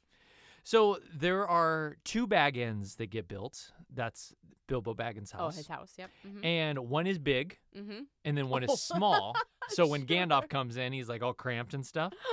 So that is a The thing. practical effects. I love practical Me effects. too. It's expensive and it takes so much time, but gosh, is it worth it? It's Yep. just so fun. They said they had to make like every single detail. They'd have to run over to the other one and be like, "Wait, what color book was in front?" Like there goes blue, Uh-huh. red, then green, and then they'd run over and Uh-huh. put them in order and stuff. Wow. It's just insane. And then, like, there are certain moments that were in that scene, like Gandalf bumping his head, that Peter Jackson swears is an ad-lib. Oh, that, yeah? like, that just naturally happened and that he bumped his Sure. head and he's like, I captured it at the perfect moment. And, oh, go ahead. No, I was going to say, it looked really real. And then Sir Ian McKellen came out in an interview not even that long ago, and he goes, yeah, I fooled Peter Jackson into thinking that was real. That was totally planned. Like, He fooled all of us. He's like, I planned that thing from the moment in there. I was like, ooh, I'm going to hit my head on this banister. That'll be really funny. Brilliant. Yeah, just a freaking stud. So the Hobbits, they had to arrive at set at 5 a.m. every day. Mm-hmm. And Oh, all that toe hair. absolutely. It's not going to apply itself. It was the freaking feet. The feet took an hour and a half to put on every day, which is crazy. And were they like, do you know much about like what the feet were made of? Because obviously they have to walk outside with these feet, these feet shoes. Are they like essentially like a ked, kind of like a shoe inside of it with like a light little tread to it? I think or so. It's more, like- I know they're like latexy, and what you're going to find as we go through this format is they are not going to protect the actors as well as they should. no. And a lot of actors are going to have major mishaps Yeah. with these Hobbit feet. Oh, I'm sure. Ooh. So they also have to get wigged up. Mm-hmm. Did you think that one of the Hobbits had a better wig than the others? Oh, I think Oh, Pippin does not have a wig, by the way. Pippin doesn't That's have one. natural. Billy Okay. Boyd is that actor's name. That's natural, He's- beautiful Hobbit hair. Yeah, is he? Which one's that one? Pippin, the goofy one, lights fireworks. What about Second Breakfast? Okay, that one. Yeah. Thirties. This the one with the curly hair. Yeah. The super curly hair. Okay, not the one that was on Lost. No. Yep. Okay. Yep. No, I thought their wigs were all Samwise at times. His wig got a little bit, but like Mhm. Frodo's wig looks good. Yeah. I don't know. Does he even have What? one? What's their hairstyle? Is this 70s hair? Is this like what? What is this hair? It's farm sheer chic, is what it is. Oh, okay. It's like you go back out in the backyard when your hair gets in your face, and then you just cut it with some shears that you find, and that's Hobbit hair, farm sheer chic. Okay. Yeah. Do you think that there's ever a chance that it will come back into style? Was it ever in style? Did people I don't have know. this haircut? Who knows? What if I started growing my hair out for Hobbit hair? What would you think? I think I would have a say in it since I cut your hair, and I think I could figure that out pretty easily. What if I say- Oops, I cut too much. Can you start cutting it into Hobbit style? I would say no. I can't do that for you. Okay, well, it was worth a shot. You know that cute bug-eyed Hobbit girl that I pointed out last night? She's like watching Yeah. Bilbo tell the story, and she's like, "Whoa!" Sure. That's Peter Jackson's daughter. Is it? Yep. Oh, she was a little peanut. So let's talk about the moment where Gandalf has the ring, or Bilbo has the ring, Mhm. and he keeps wanting to like take it with him or whatever. Yeah. And he has it in his hands, and he tips his hand, and what happens to the ring, Rach? It kind of stays on his hand, but then it falls off and goes on the ground. And it falls on the ground with like a gigantic thud that feels like it's like the weight of like a ton. Yeah. Boom. Yep. It doesn't like it doesn't like jingle and go ding ding ding ding ding or anything like that. I guess it doesn't. So what they did Yeah. is they built a very powerful magnet into the floor. So that when that Oh. thing dropped, it just went boom right there. Oh, nice. Mm-hmm. Love that. Powerful magnets. Cool. Practical effects, baby. Yeah. And you asked about the feet. Mm-hmm. So when they're running, when the hobbits are all running from the Dark Riders, Mm-hmm. and where are they running to, Rach? The prancing pony? Nope, they're running to it's the something fairy. You made fun of it last night. Oh, I don't remember. It was a Billy Bog fairy. They said it so fast. I said, what did he say? I was like, he said the Buckleberry Fairy. I have to leave the Shire. Sam and I must get debris. Right. Buckleberry Ferry. Buckleberry fairy. So when they're running to the Buckleberry Fairy, Mm-hmm. Mary from Lost, Mhm. Donegan, I think is his last name. He stepped on a nasty like branch or something, went right through the prosthetic, Ah. went right into his foot. He got this like gigantic sliver that had to be like Ah. pulled out and yanked out or whatever. Didn't like need stitches or anything, but he got this That's good. nasty sliver. Ugh. And then that scene was like such a freaking mess that Frodo, shortly after that, they're like all on the ferry and they're like, Mhm. all right, Frodo, you make it, gotta jump to our way. And it's not very far of a jump, but Elijah Wood just biffed. Oh, no. He just slipped on the edge of the dock, totally missed the ferry, fell into the water. They're like, what the hell just happened? You got Donegan there with his foot. He's like nursing it on the ferry, like, fuck, come on, get here. Elijah, are you kidding me? So he just totally biffed him. That's so poor him. That's funny. So the first sequence that Vigo shoots on the entire set is the Weathertop section. The Weathertop So section? they go to Weathertop. It's like this big hill. It's got like all these stones around it. It almost looks like Stonehenge a little bit. And then they're all hiding out there and they're trying to get to Rivendell. And the Black Riders all come up on him. that section. Yeah, okay. And he has this gigantic fight against all. He's holding Yeah. a torch in one hand Yeah. and a sword in another hand. Yeah. Number one, he refused to use aluminum swords. He would only use the big heavy swords that were actually like what they were. What? Why? Carried his sword around everywhere on set with him. He just felt like it was like legit. He didn't want to use like a light aluminum sword. So he's wielding this big, huge, heavy freaking sword. So strong. He's got this torch. He's fighting multiple people, throwing the torch on people and all this stuff. And this is his very first day on set. Incredible. Yeah, the fire, the pyros going, the sword fighting. That's wow. You knew that you made a good choice in that. When he shows up, I don't know how that day went. Hopefully it went well for him. The product looks great. I can't tell that that's the first time that he swung a sword on set. So, yeah, I think it looks great. I do too. Now, somebody who was not used to swinging a sword, who was, by the way, I never found anything about casting. I think they were the first choice, was Liv Tyler as Arwen. Oh, yeah. So Arwen has that moment. She's got Frodo on the back of her horse, right? She's riding to Rivendell. She stops at the river and she's like, if you want him, come and take him. Come and claim him. Come and claim him. She pulls out her sword and she like puts it down in like one of the takes. And the sword is a sharp sword because she's not going to use it for anything. So they didn't want to use a dummy sword for that moment. And she goes right into her own leg. Just stabs herself in the leg. So people, and this is going to be a thing as we go along in the series, are going to hurt each other or hurt themselves like pretty consistently. I mean, it's a throughout all long the shoot. shoots. It's very complicated. Anytime you're doing period stuff, it's like, yeah, it's dangerous. It's very dangerous. Now, Rach, they finally get to Rivendell, right? And we see these like big, glorious shots of this like place and all. And you see it later in the movies too, with like Helm's Deep and like when you see Minas Tirith and like all these great, beautiful cities and these huge statue-esque moments. How do you think they did it? Oh, are they models? They some of them are. models? They're Oh called my the gosh. bigatures. Is what he calls it, or Bigatures. bignatures or something like that. Oh, okay. And so they're like Cool. gigantic minis. And like when we saw Hogwarts at the Harry Potter studios. Harry Potter model. Oh, Yep. that's huge. And so, cool. sometimes the models are like 10 feet tall, but they're still models, and you can like just have these really hyper focused cameras come up on them to capture the detail. But that's all done with modeling. Oh my gosh. Isn't that so cool? I want to rewatch parts of that just for that sake. Yeah. Because sometimes I think we get, like, nowadays, if I were to watch something, I'm going to almost always assume it's CGI just because of the cost effectiveness of what that is now versus then it was probably almost just as expensive to do CGI versus build it. Yeah. But I almost want to rewatch that now knowing that it's a model. Yeah. Sexy. So sexy. Well, then even when they do some of the backdrop stuff, it's almost like a painting and less like CGI render.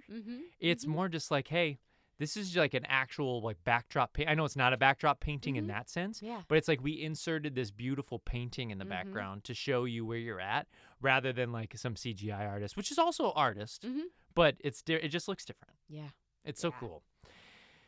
So on set, rewrites were a major issue. Jackson and his writers were frequently like rewriting scenes the night before and then handing it to actors, and they're like, "Oh my gosh, I have to memorize this monologue tonight." And one person who had a major problem was at the Council of Elrond. Boromir has this big, long speech. Boromir, who is a human who kind of has like Sean Bean, who kind of has like a turn. He is maybe most negatively impacted by the ring in this little group of the Fellowship. He's the one who's like, maybe we should think about using this for something good. Maybe we could do it. I ask only for the strength to defend my people. If you would but lend me the ring. No, Why do you recoil? I am no thief. you are not yourself. You're like, no, Boromir, they'll never work. Get that idea out of your Get that head. idea out of your head. So he gets this big long speech, can't memorize it. So what he does is he tapes it to his knees. He's got a speech on each knee. And so during the time when he's talking, he's like sitting down, and every once in a while he'll just like sneak a peek at his knee while he like is delivering those lines because he just couldn't get it down. One does not simply walk into Mordor. Its black gates are guarded by more than just orcs. There is evil there that does not sleep. And the great eye is ever watchful. And other actors talked about like other tricks that they had to do too, Sure, just to like keep up with they the have to pace keep of up lines. with the playwrights are in the back room shooting this stuff out of their typewriters on the spot. It's hard because you almost can't blame them. It's not like a preparedness piece because there's one thing about coming in off book, but there's another thing about rewrites and just the ability to memorize something that fast. And that's almost like a skill. You kind of either have it or you don't. And if you don't, then you need to figure out how you're going to compensate for it. So it's almost like he just made his own like accommodation there. Yeah. Which so sure. I don't blame actors who have to figure out a way to do that when there's a situation with a rewrite. So Gimli, surprisingly, is is the tallest person I think out of the cast of the Fellowship, and so Gimli, who plays our short little dwarf, and the hobbits, they don't have to do any sort of size manipulation or anything because they like look like they were the perfect height disparities. But all the other height stuff, they did not. They used some little person CGI stuff every once in a while. Sure. But most of the time, what they were doing is just perspective. Yeah. They were just making Gandalf right next to the lens of the camera because he's huge, and Frodo just get way back there. And then we're gonna make it look like you're staring at each other in the eyes, but really the actors are looking like they're way far away from each other. Wow. They're not looking at each other at all.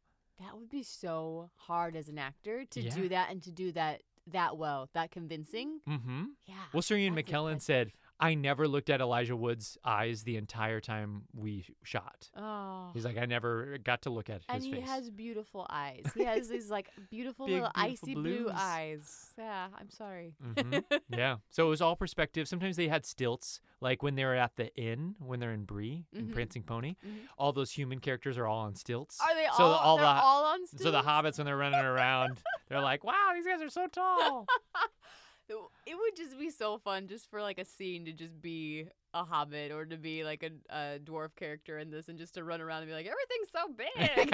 Like, wow, look at this cup. Yeah, because really those are just like huge prop cups. Everything is cup. Everything's bigger. Yep. So Sean Bean was super afraid of flying. Oh, no. And they did a lot of shoots up in the mountains.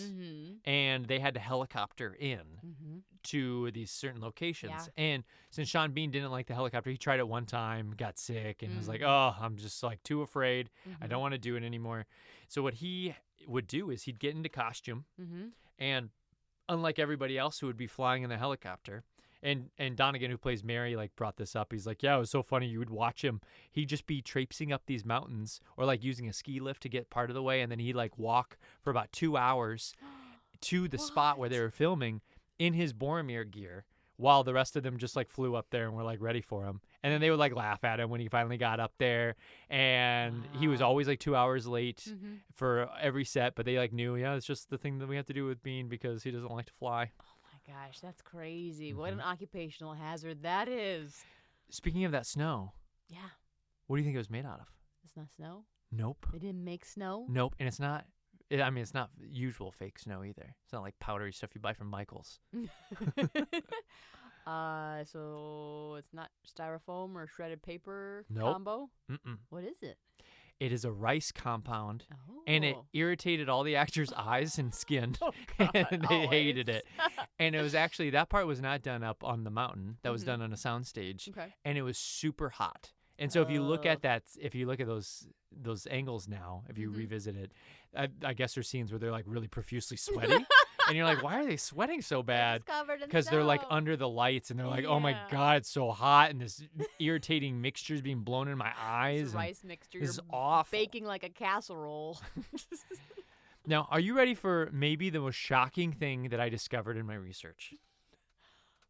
Yeah, I can be. Okay. Okay. What were your thoughts on Bill the Pony? Bill the pony? Bill the pony, Sam's little Oh, pony Yeah. that he carries around with him from Rivendell to the marsh. Well, They have to like let go of him. if I'm being completely honest, which I am, Mm-hmm. I didn't remember that he had the pony until he had to say goodbye to the pony. Yeah. Until when Aragorn's like, "This is no place for a pony. You must send him. He knows the way home." And I was like, "Oh yeah, he had a horse with him." Oh, I know. So, I don't think he didn't had it up on the mountain, to be honest with I you. didn't remember him. I'm 90% sure there Or I was just not up on the assumed mountain. it was somebody else's horse, because horses everyone's got a horse, or they Mhm. don't, or I don't, So Peter Jackson wanted that horse to get eaten by the octopus that they fight in that scene. No. But what ends up happening instead is it runs off because the studio's like, no, you cannot kill the pony. Not killing a horse. People will this not take that early. well. New Line Cinema is stepping in. Not happening. We draw the line at pony killing. We'll let Freddy kill whoever he wants, but no ponies. Not the pony. And so this pony, you couldn't bring a horse through the marshes that they had to travel Mhm. to get to this area by the lake. And so what they had to do was create a suit, and that is two people in a horse suit, like you'd see in What? Kiss Me Kate, or What? like or several any kind of like cartoon any Looney Tunes cartoon. Yeah, It's two that- they people did in a it. horse suit. Yep. What? Peter Jackson said there are shots where the horse gets a little, like in the extended cut especially, the horse gets a little long because they didn't keep up with each other, and it starts to look a little bit like a hot dog. And so that was for two people. Oh. And they had problems like matching their like feet to Can look we normal. go back and just watch a little bit of that? I was fooled. I was That's too. incredible. Yeah. And maybe that's why I didn't think that there was a pony with them, because they don't go to it very often. But wow. Bill the pony. Bill the pony. Bill the pony dudes. Two guys. Two bills. So yeah, my mind was absolutely blown from That's that. an incredible fact. You're right. That is the wildest thing that you could possibly tell me is that was not a real horse. That's incredible. Now, a lot of those orcs that are building stuff, especially when they like go to Sauron and they like watch him like industrializing his whole area, and he's Yeah, like he's chopping all lava's his coming, tree he's building his down. army and stuff. Mhm. They hired like real blacksmiths to build swords and stuff. Why would they do that? I don't know why they have to do all these things, but they did it. Was it because that it looked like they were really working with like iron ore. They were. And so you probably don't want an extra like around iron ore, because who knows, like their costume could catch fire really easily if they Sure, don't know yeah. where to stand. So I guess you would want someone who had at least had some training Mhm. about how to be around that and what to do. But wow, that's Yeah, incredible. they just put them in orc costumes and make. A lot of times they were wearing helmets, so you didn't see like all the makeup. They're just like, go Honestly, to town, blacksmith buddy. It Do your might thing. have been cheaper to do that versus train an extra on how to do that. Yeah. And the blacksmith guy's like, this is gonna be awesome. What a great payday. I'm in. I'm just doing Or my job. Just doing my job. I got a in cool helmet on. I'm making armor. Doing my thing. So cool. That's a great story. So the staircase moment in the mines. Mm. You know, they're like running down this staircase. Yeah, and it kind of keeps crumbling as Yeah. they do in old mines. And Totally like almost, I'm going to say it's a happenstance moment. You're going to be like, come on, it's not a happenstance moment. Like, how do we make this staircase crumble? Mhm. But they had built this huge set piece. Uh-huh. And they're like, hey, we got this beautiful staircase that we built. We're going to use it, right? And Jackson's like, yeah.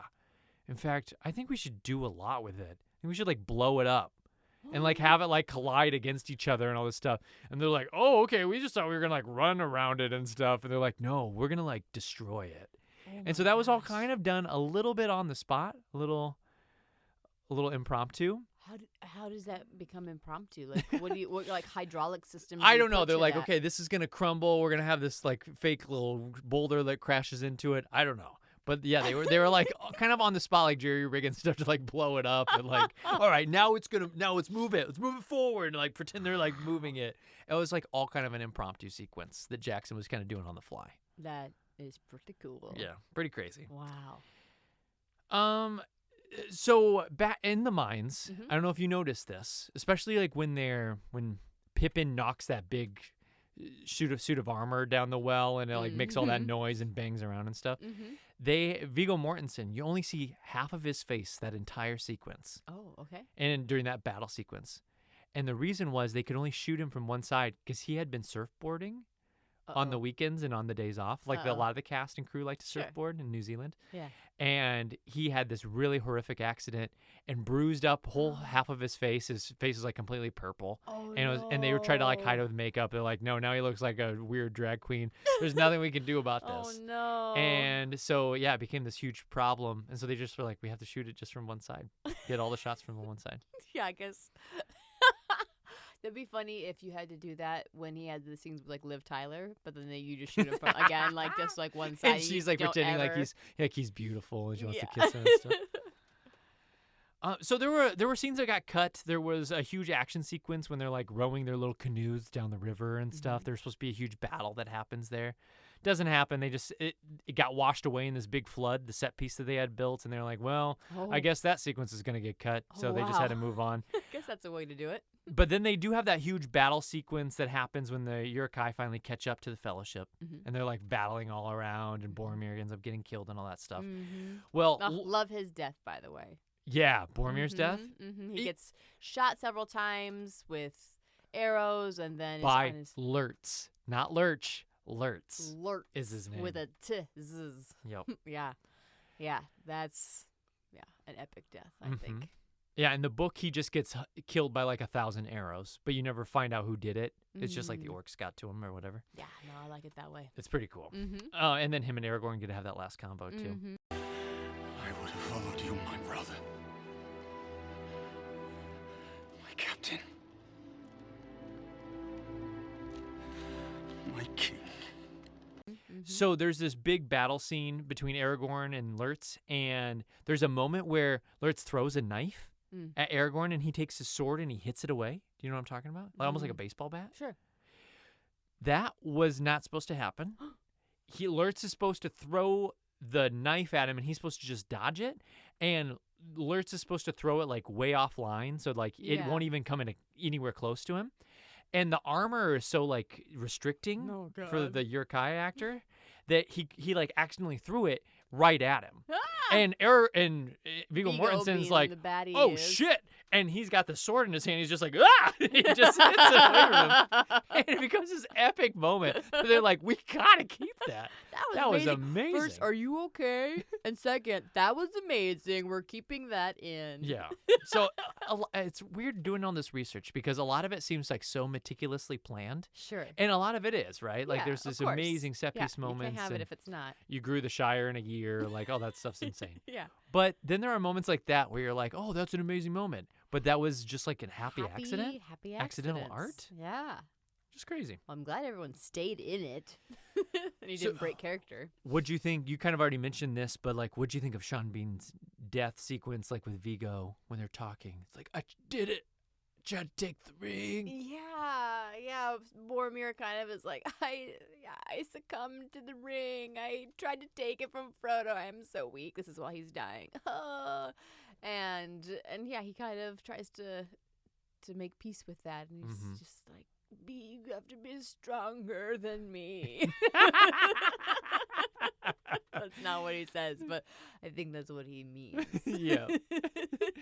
I need you to do better. So imagine this. Like, that's a really emotional scene, you know? Is. Like, actually, I'm making light of it, but it was very beautiful. So imagine as an actor. I'd be curious. I mean, you're getting ready to shoot your own short right now as we record this. Like, imagine you record, you set the camera up one way so it sees Aragorn. You set the camera up the next way so it sees Boromir in these over-the-shoulder shots and maybe do some mids and stuff. They're in the middle of shooting it. They've shot one direction.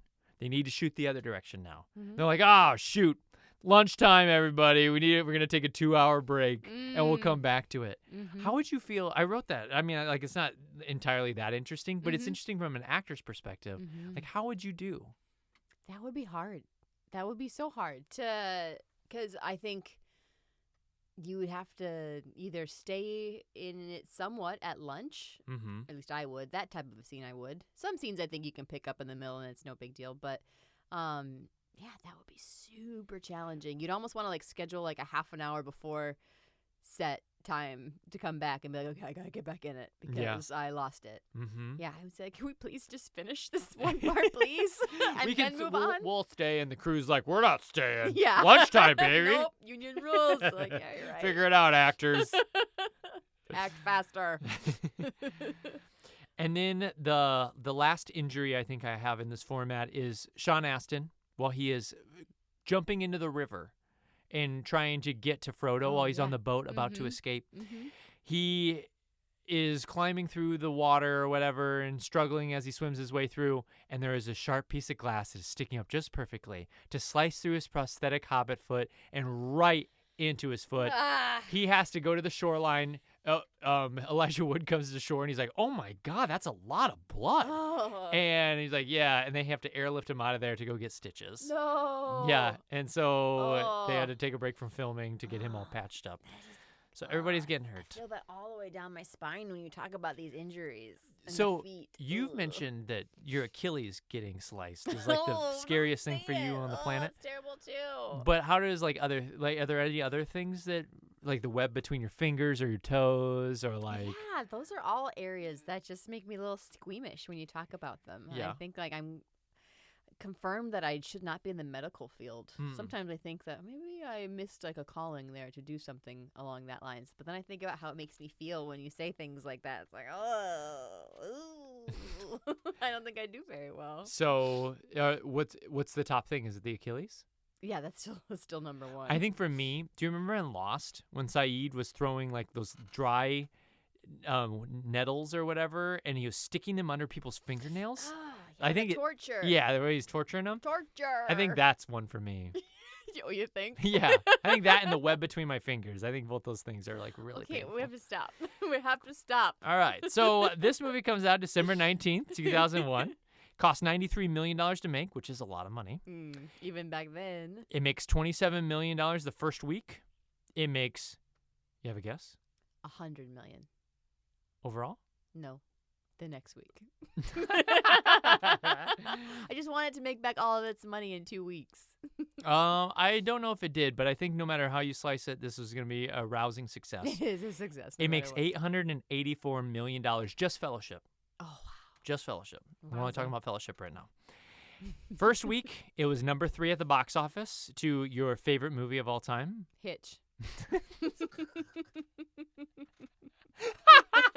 said that so fast. No, Vanilla Sky. Oh. Yep, another goodie. And then your second favorite movie, Ocean's 11.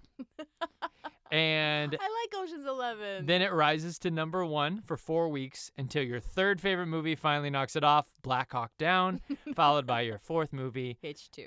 Snow Dogs. Snow Dogs. Have you ever seen Snow Dogs? Oh, I guess it is winter. It's Yeah. Christmas. Like, what is that? No, I've never had the pleasure. Classic. And then it's arch nemesis, Beautiful Mind. Oh, Beautiful Mind.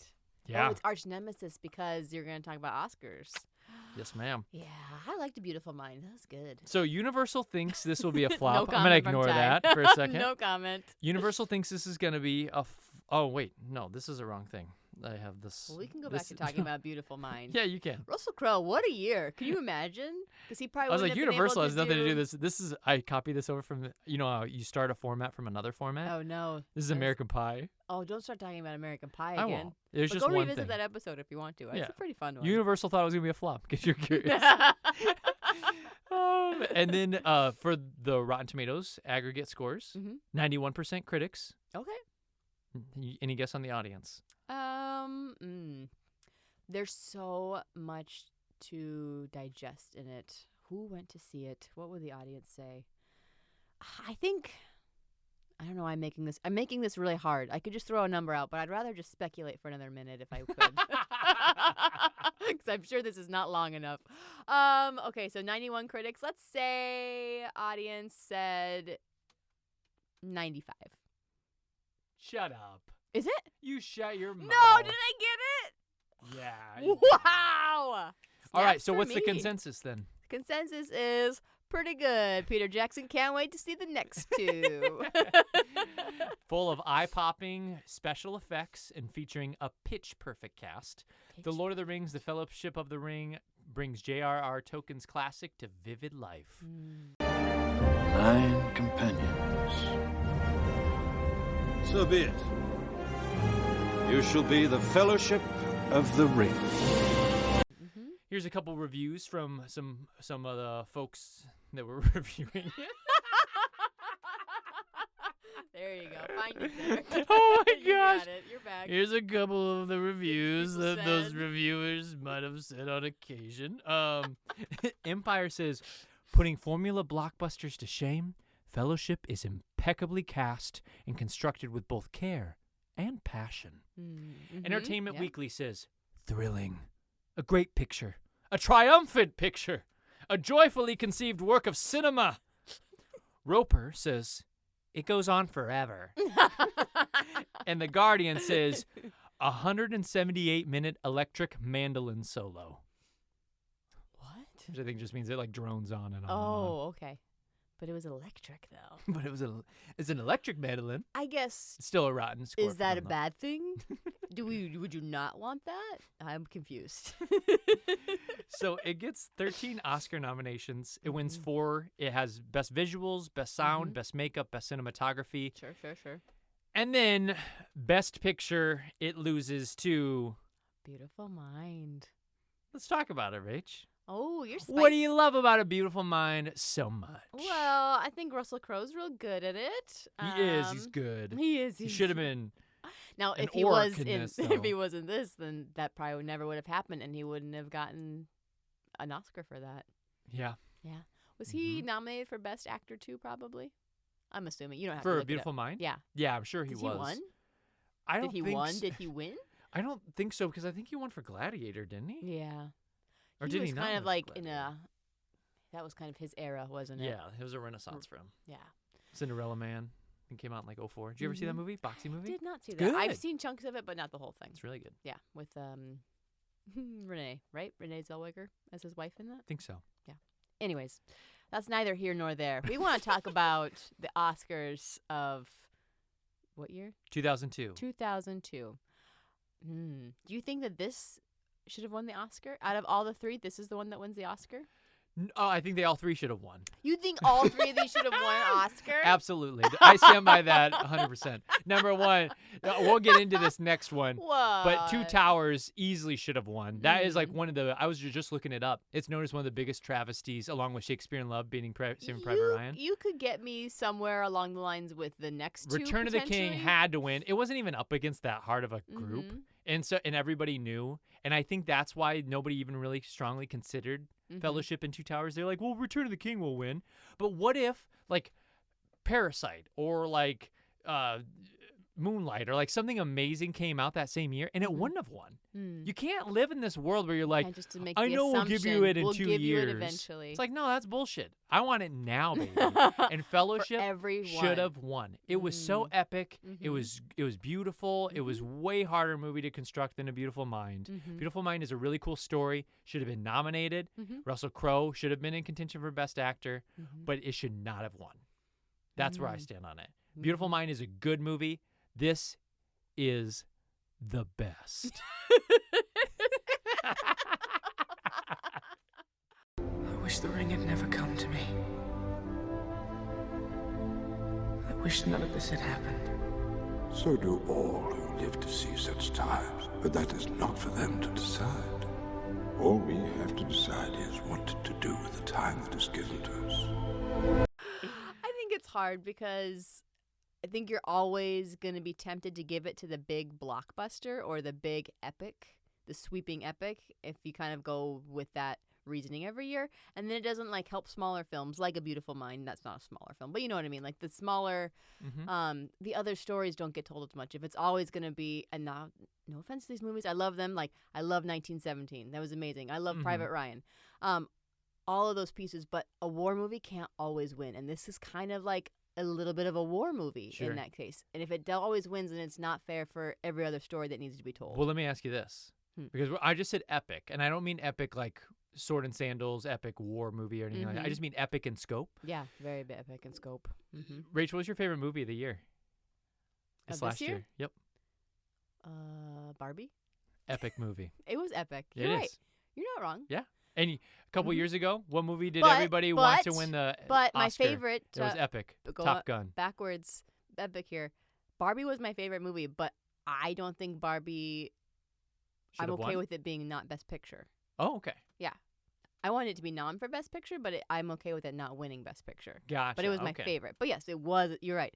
Barbie was an epic. Barbie's we can an epic literally movie. put it on Yeah, that level. It goes in the category for sure. Were they building the dream house a year before and growing the grass and the flowers in New Zealand? Not quite, but it was also an epic of some proportion. They were building these houses and stuff in Greta's mind. So it was actually. So this was not the only movie adaptation for Lord of the Rings. There's the cartoon version in the 80s. I don't know if you've ever seen it. I have. You've seen The Hobbit. Oh, yeah. I guess I've only seen chunks of The Hobbit. I don't really like the cartoon version of The Lord of the Rings. I find it kind of boring. Oh, Yeah, they do some boring. weird stuff with like actual human. It's kind of like Fantasia-y. Oh, Like, they have real humans in it? They have like real human silhouettes, like, and then like animated people being like, "Oh gosh, what's going on?" That's kind of weird. And there's a lot of like weird music in it. I don't know. It's a strange movie. But then, listen to this. Maybe the second weirdest thing I heard about in my research. Other than the fake pony? Yeah, I think this is number 2. Okay.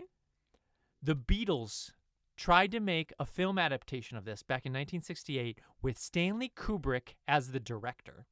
Kubrick drops out of it, and J.R.R. Tolkien shoots it down. Guess who they all wanted to play? And it's not the 4 hobbits. Oh, how did you know that was my guess? Who was Paul? Paul wanted to be Frodo? Correct. Who did Ringo want to be? Oh, you got to go to Ringo next? Ringo wanted to be Sam. Yep. I get by with a little help from my... And then who did George want to play? George wanted to play Aragorn? Nope. Gandalf? Gandalf. No, John's Gandalf. Nope. John wanted to play Gollum. Such a John thing. He's like, yeah, and then I'll play Gollum.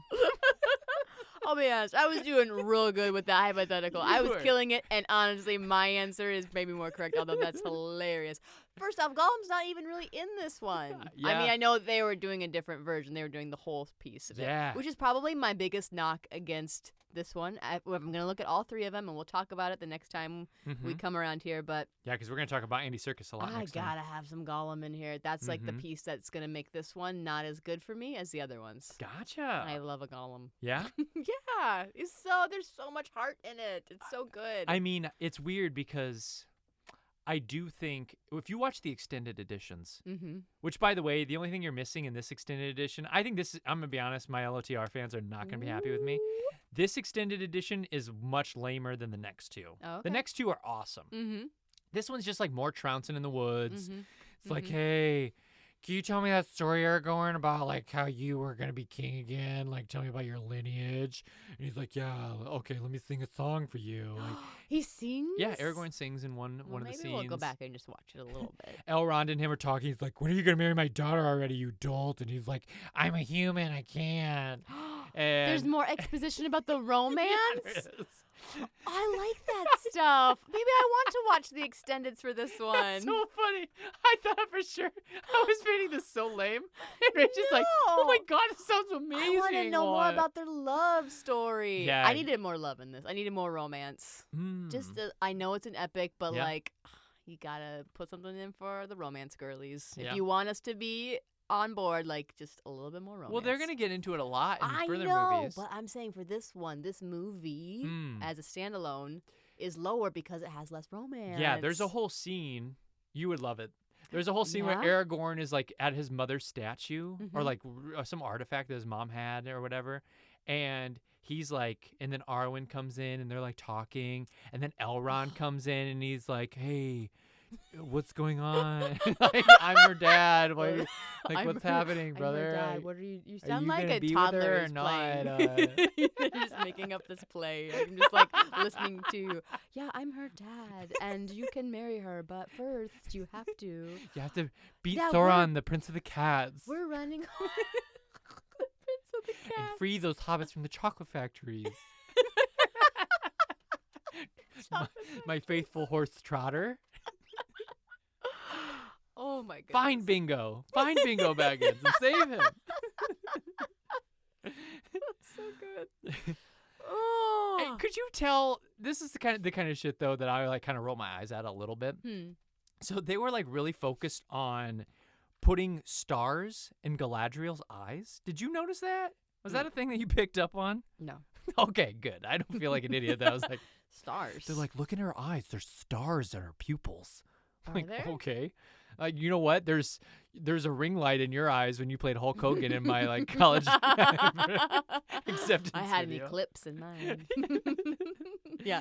No, I didn't pick up on that. So- I'll look for them next time, though. Yeah, definitely do. Definitely And do. more fake horses. I'm sure there will be some. Speaking of horses, great transition. Vigo fell in love with a lot of the horses on set. Oh, of course he And did. He's a horse boy. He actually bought 2 of the horses. Did he? And then Arwen's stunt double, who was riding like when the Dark Riders are chasing her when Frodo's on the back. Yeah, amazing. And yeah, does some awesome shit. Mm-hmm.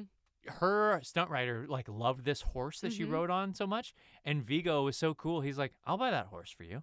Oh, freaking bought the horse for her. Vigo. What a sweetheart! And he's not even a big star. I know. He doesn't have any money. Just so He's like, generous. "I've got a pretty decent paycheck coming in for this. I'll buy these horses for I me and my did, kids, and then I'll buy that horse for you because you seem like a really We nice did person." G.I. Jane back in the day. That's still getting some residuals here on You're TNT. getting $50 a month from TNT. Oh, so Peter Jackson is in this movie. He's in it? Yep. Any guesses on when you'd see him? Hobbit party at the beginning. No, good guess though. Oh. He's outside the Prancing Pony Prancing Pony? when they're walking around and there's like a bunch of drunkards like walking in the aisle. He's holding like a carrot that's half eaten. And he's like, "Hey, get out of the way." That's Jackson. I love it. He's in the next 2 as well. Oh, so look good. for him. He did a little Alfred Hitchcock thing. Yep. Put himself in it. Yep, That's he's in each fun. movie, so I'll I let would you do take that a look at it. too.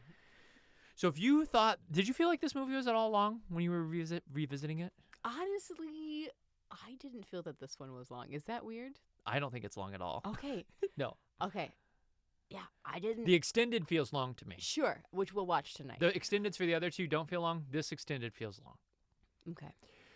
The first cut of this movie, though, I'm Mm-hmm. going to give you some timestamps. The first cut of this movie was 4 hours and 9 minutes.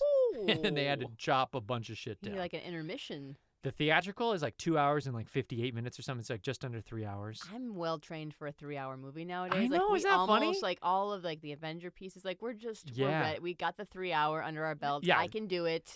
I just gotta pace myself with the pop. we and just popcorn. watched freaking, what's the Scorsese movie from this year? Flower Moon. Killers of the Flower Moon, longest movie of my lifetime. That was a very Oh long my movie. god, I had way too several long, breaks so during that one. boring. Ooh, hot takes again. It's boring. It sucks as a movie. It could have been good, but it sucks. Wow. It's a cool story, Mm-hmm. and it could have been told in a cool way. It was just dumb. Whatever. Yeah, that's another podcast. Another podcast. That'll be our instant reaction Oscar podcast that's coming up soon. And then the extended edition is 3 hours and 28 minutes, so it adds 30 minutes of film time. Mm-hmm. The Fellowship all has matching tattoos. In real life. Yep. IRL? Except for Gimli. Gimli did not get one. He let his stunt double get it instead. I think he was worried that his family wouldn't like it if he got a tattoo. You came back from New Zealand and you got a tattoo. They all have What is it? elf symbols for the number 9. Because there's 9 in the Fellowship. 9 Fellowship. Oh, cool. On Now, the elf symbol. Here's my question to you. Yeah. You don't have to pick 9, Uh-huh. but who is your, and it could be anybody who exists in the world. What is your fellowship, and what matching tattoo do you all get? Oh, okay. I would probably do one with my siblings. 'Kay. That's my easiest go-to for everything in life. Sure. And what would we get? Well, just your siblings? It's just going to be the 4 of you? You said, yeah. That's your what's, like, fellowship? the I mean, it could be anybody. You can have Michelle Obama in there. You can have Taylor Swift. You You can make it have. hard on me. That's trickier. I was just going off of like real life. If I was gonna get a tattoo with a group of people, like they Uh-huh. would be probably those 3. That'd be easy. Because then we can all agree on something. I don't know. Me and Michelle and Tay, like we're gonna have so many different opinions on what we want to get tattooed on us. Tay's gonna have issues because it can't show for her concerts. It's gonna be complicated. Okay. Yeah. Who's yours? Do you already have an answer to this? Me and Tay and Michelle Obama.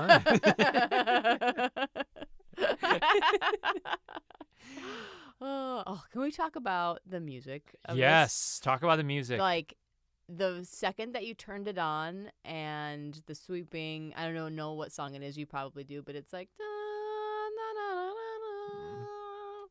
Yeah. Yeah, I know exactly what you're doing. You know, I know if you exactly know, what you you're singing right know. now. And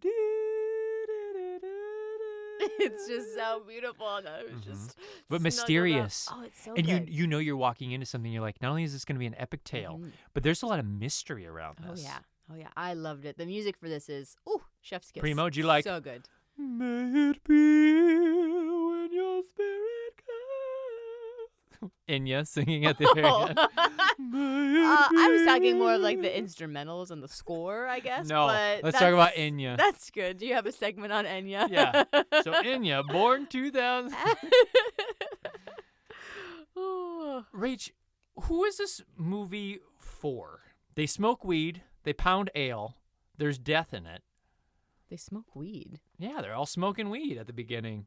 Oh, the best weed in the county. I didn't take that literally. So I was like tobacco product. Okay, who is this for? Yeah, like what age group? How old do our kids have to be before they get to see Lord of the Rings? Okay, I guess that's my question. That's the question. Yep. Okay, is like who's it for? Yep. I don't There's know, the death in billions of it. There's people who saw black it? blood. They weren't allowed to do splurting black blood, by the way, when like the bad guy gets his arm cut off. Yeah. They couldn't show blood splurting. I would say it's gonna depend on the kid. Kids are coming into age at different ages. They're coming to age at different ages. Good sentence. I would say middle school probably. That feels like a good time. Probably when we saw it. Yeah.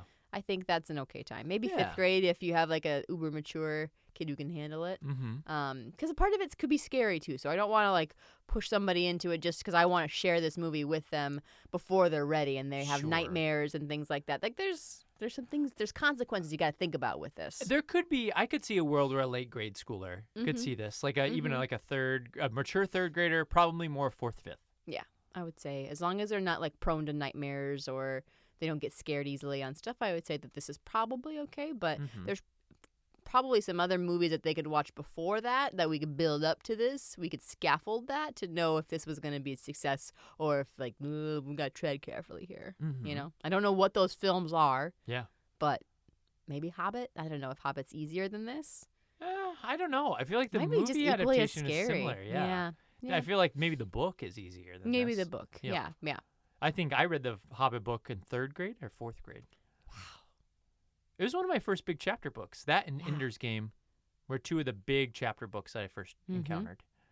Good on you. I just feel Otherwise, like this I has was reading Goosebumps. so many. Well, that feels more age appropriate. Boxcar Like this Children. feels, and I haven't looked at the text, but this feels like it's very challenging, right? I mean, the names, all Lord of of the the Rings is really challenging. Yeah. I didn't read Lord of the Rings until 8th grade, 9th grade. Oh, okay. Yeah. Yeah, that feels more, Mhm. in line with what I thought. Should we save homoeroticism for next episode? Because we're going to see a lot more of it in movies 2 and 3. Sure. Okay. We'll get homoerotic Ooh, here in a a little second. hook. Yep, that's a hook for you folks. Is it about Legolas? But let's talk about The Ring. Okay. Rach, Yeah. what is The Ring? You well, said it's evil in the beginning of the podcast, but like, what is it? What is it? What is even happening here? Oh my gosh, I don't know. I mean, it's got Sauron's like essence in it. Okay. He's like, I don't know if his soul is attached to it. Is it a Horcrux? I don't know. I wrote that down. Shut up. I wrote that down. Shut your I mouth. said, You did not. is The Ring a Horcrux? And if you don't know what Horcruxes are, go back and watch Harry Potter. Because it feels like J.K. definitely stole that from J.R.R. Like this whole idea of an essence of something into an object. Yeah. Because I think it's a he Horcrux. forged it, right? He was the one who forged it. Yeah. And then it dies while it's on its finger. But I think even before he forged it, like he put a part of himself in it. And that's why it's so powerful. Yeah. And then it's just, gold, standard 24 karat gold. And it glows at times and has old, like, Elvish on it. Is it Elvish or is it like evil Elvish? It's I like a think weird language. Evil Elvish is a good Is it way to evil say it. Elvish? I don't know. He just goes, it's a dark language from years gone by. Yeah, we'll just say evil Elvish. Yeah, every now and then it Mordorian. lights up and it like says some stuff. You're like, whoa, it's talking. Now, Rach, do you want to tell people about what I tried to convince you to let me do when we got married? Yeah, you wanted me to inscribe the inside of your ring with it, or maybe the outside of it? No, I didn't want to have the runes on there. Oh. I didn't want to say one ring to rule them all. all I wanted. All you wanted. This the is it. one thing you wanted. The one thing Go I on. asked for Go on.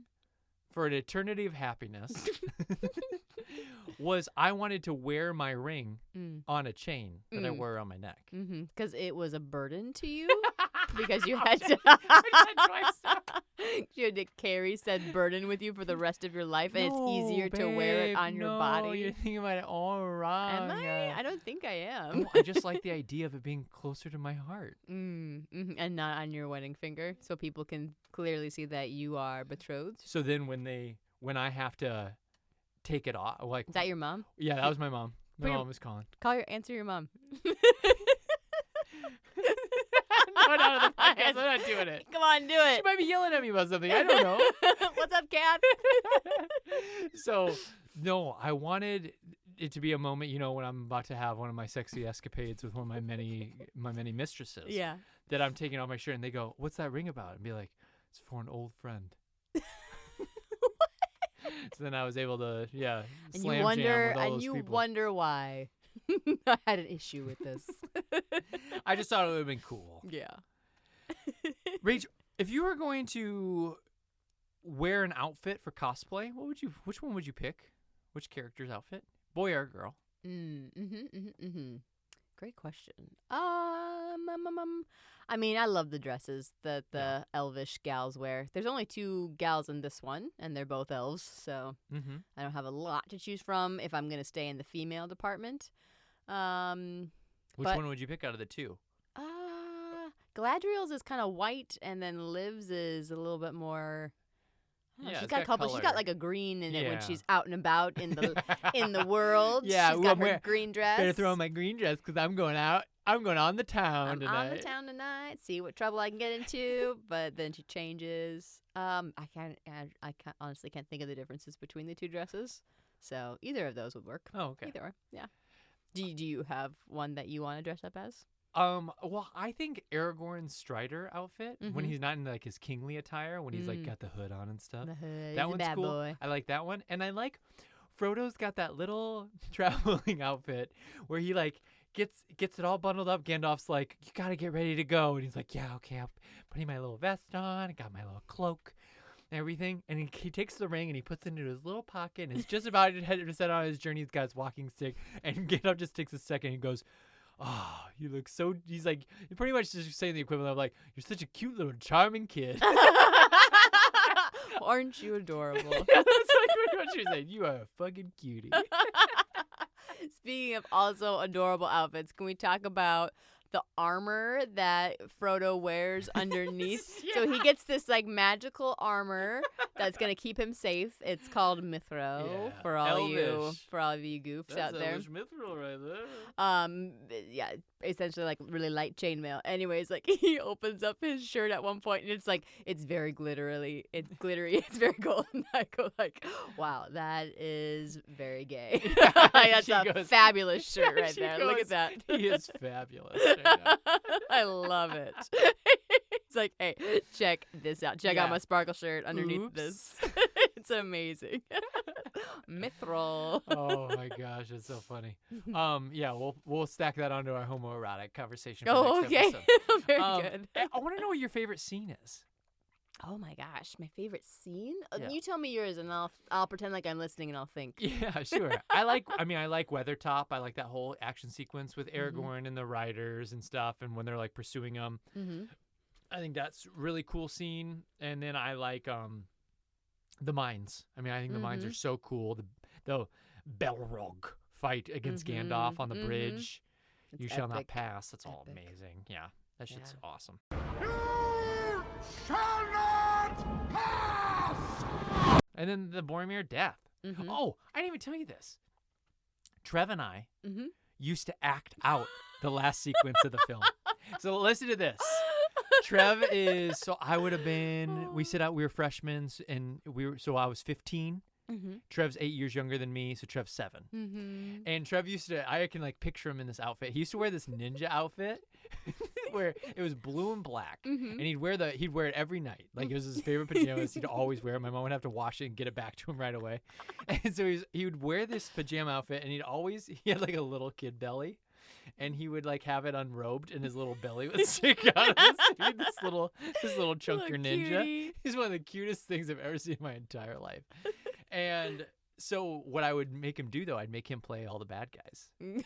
Oh yeah, as And so one does. I gave him this like Nerf bow and arrow thing that I had from when I was a kid, and he'd get this Nerf bow and arrow, and I would pretend to be Boromir.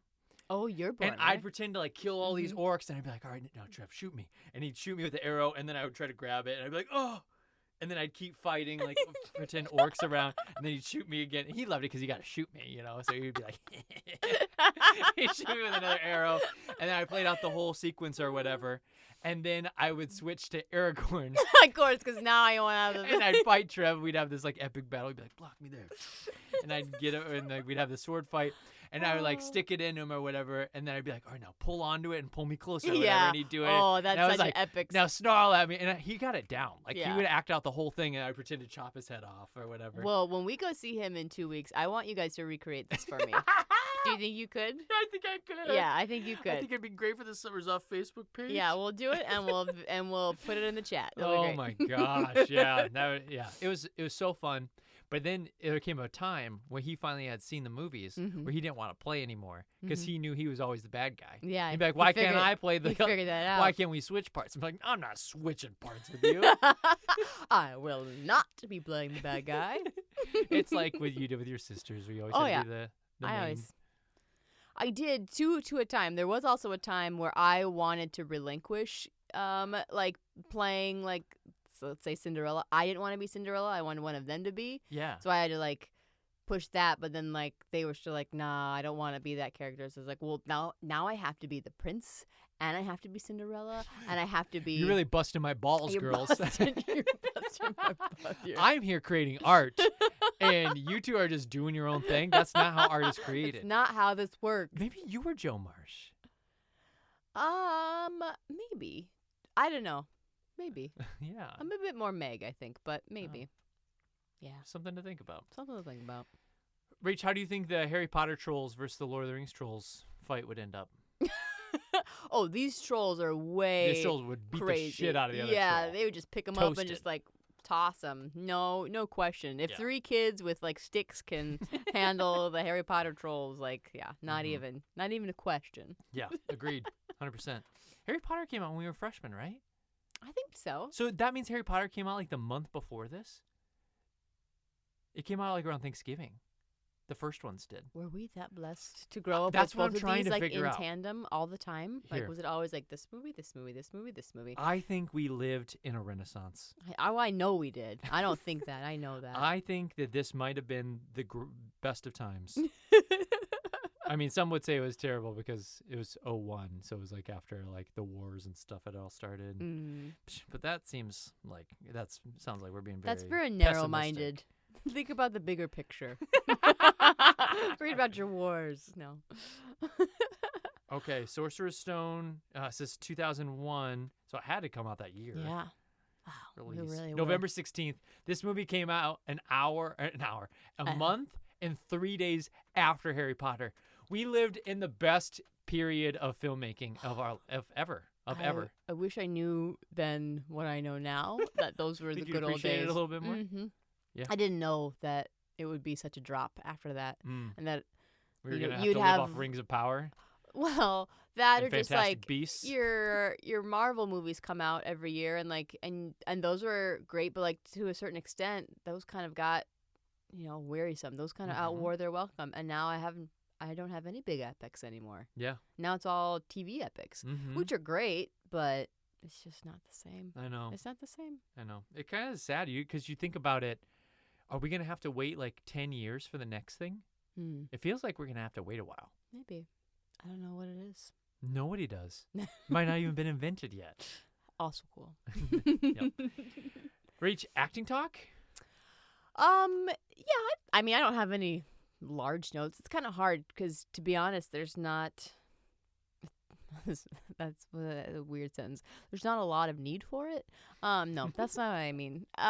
There's just so much action in it that you don't have a ton of like those like one-to-one scenes. I think everyone's great in it. I really don't have like anyone that stands out negatively. Yeah.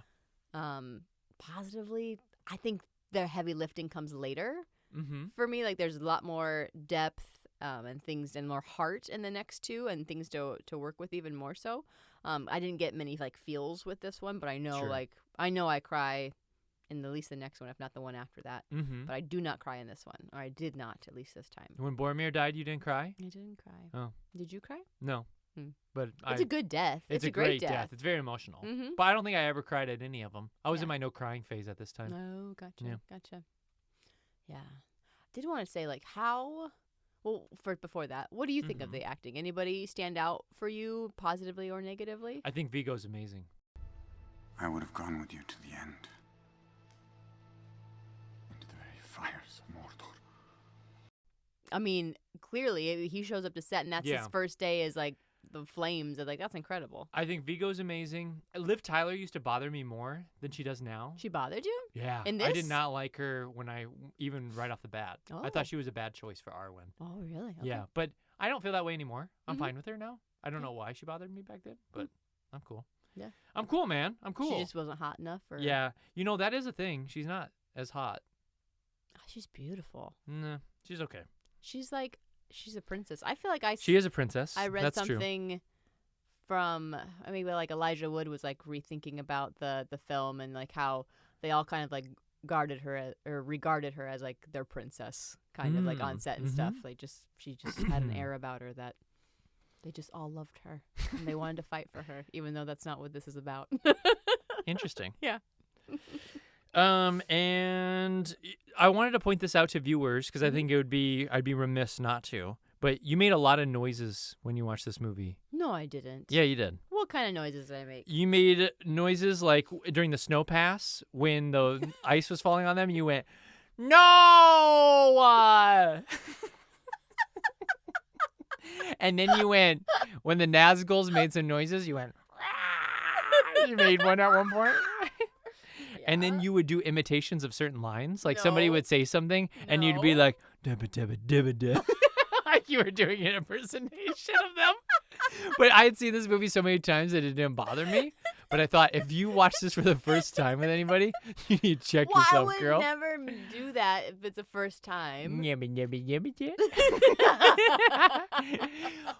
Oh, my favorite acting moment of the entire thing Yeah.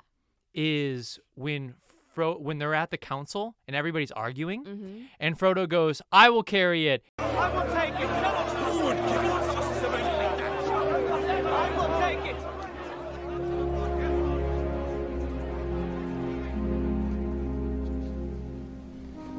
I will take the ring to Mordor.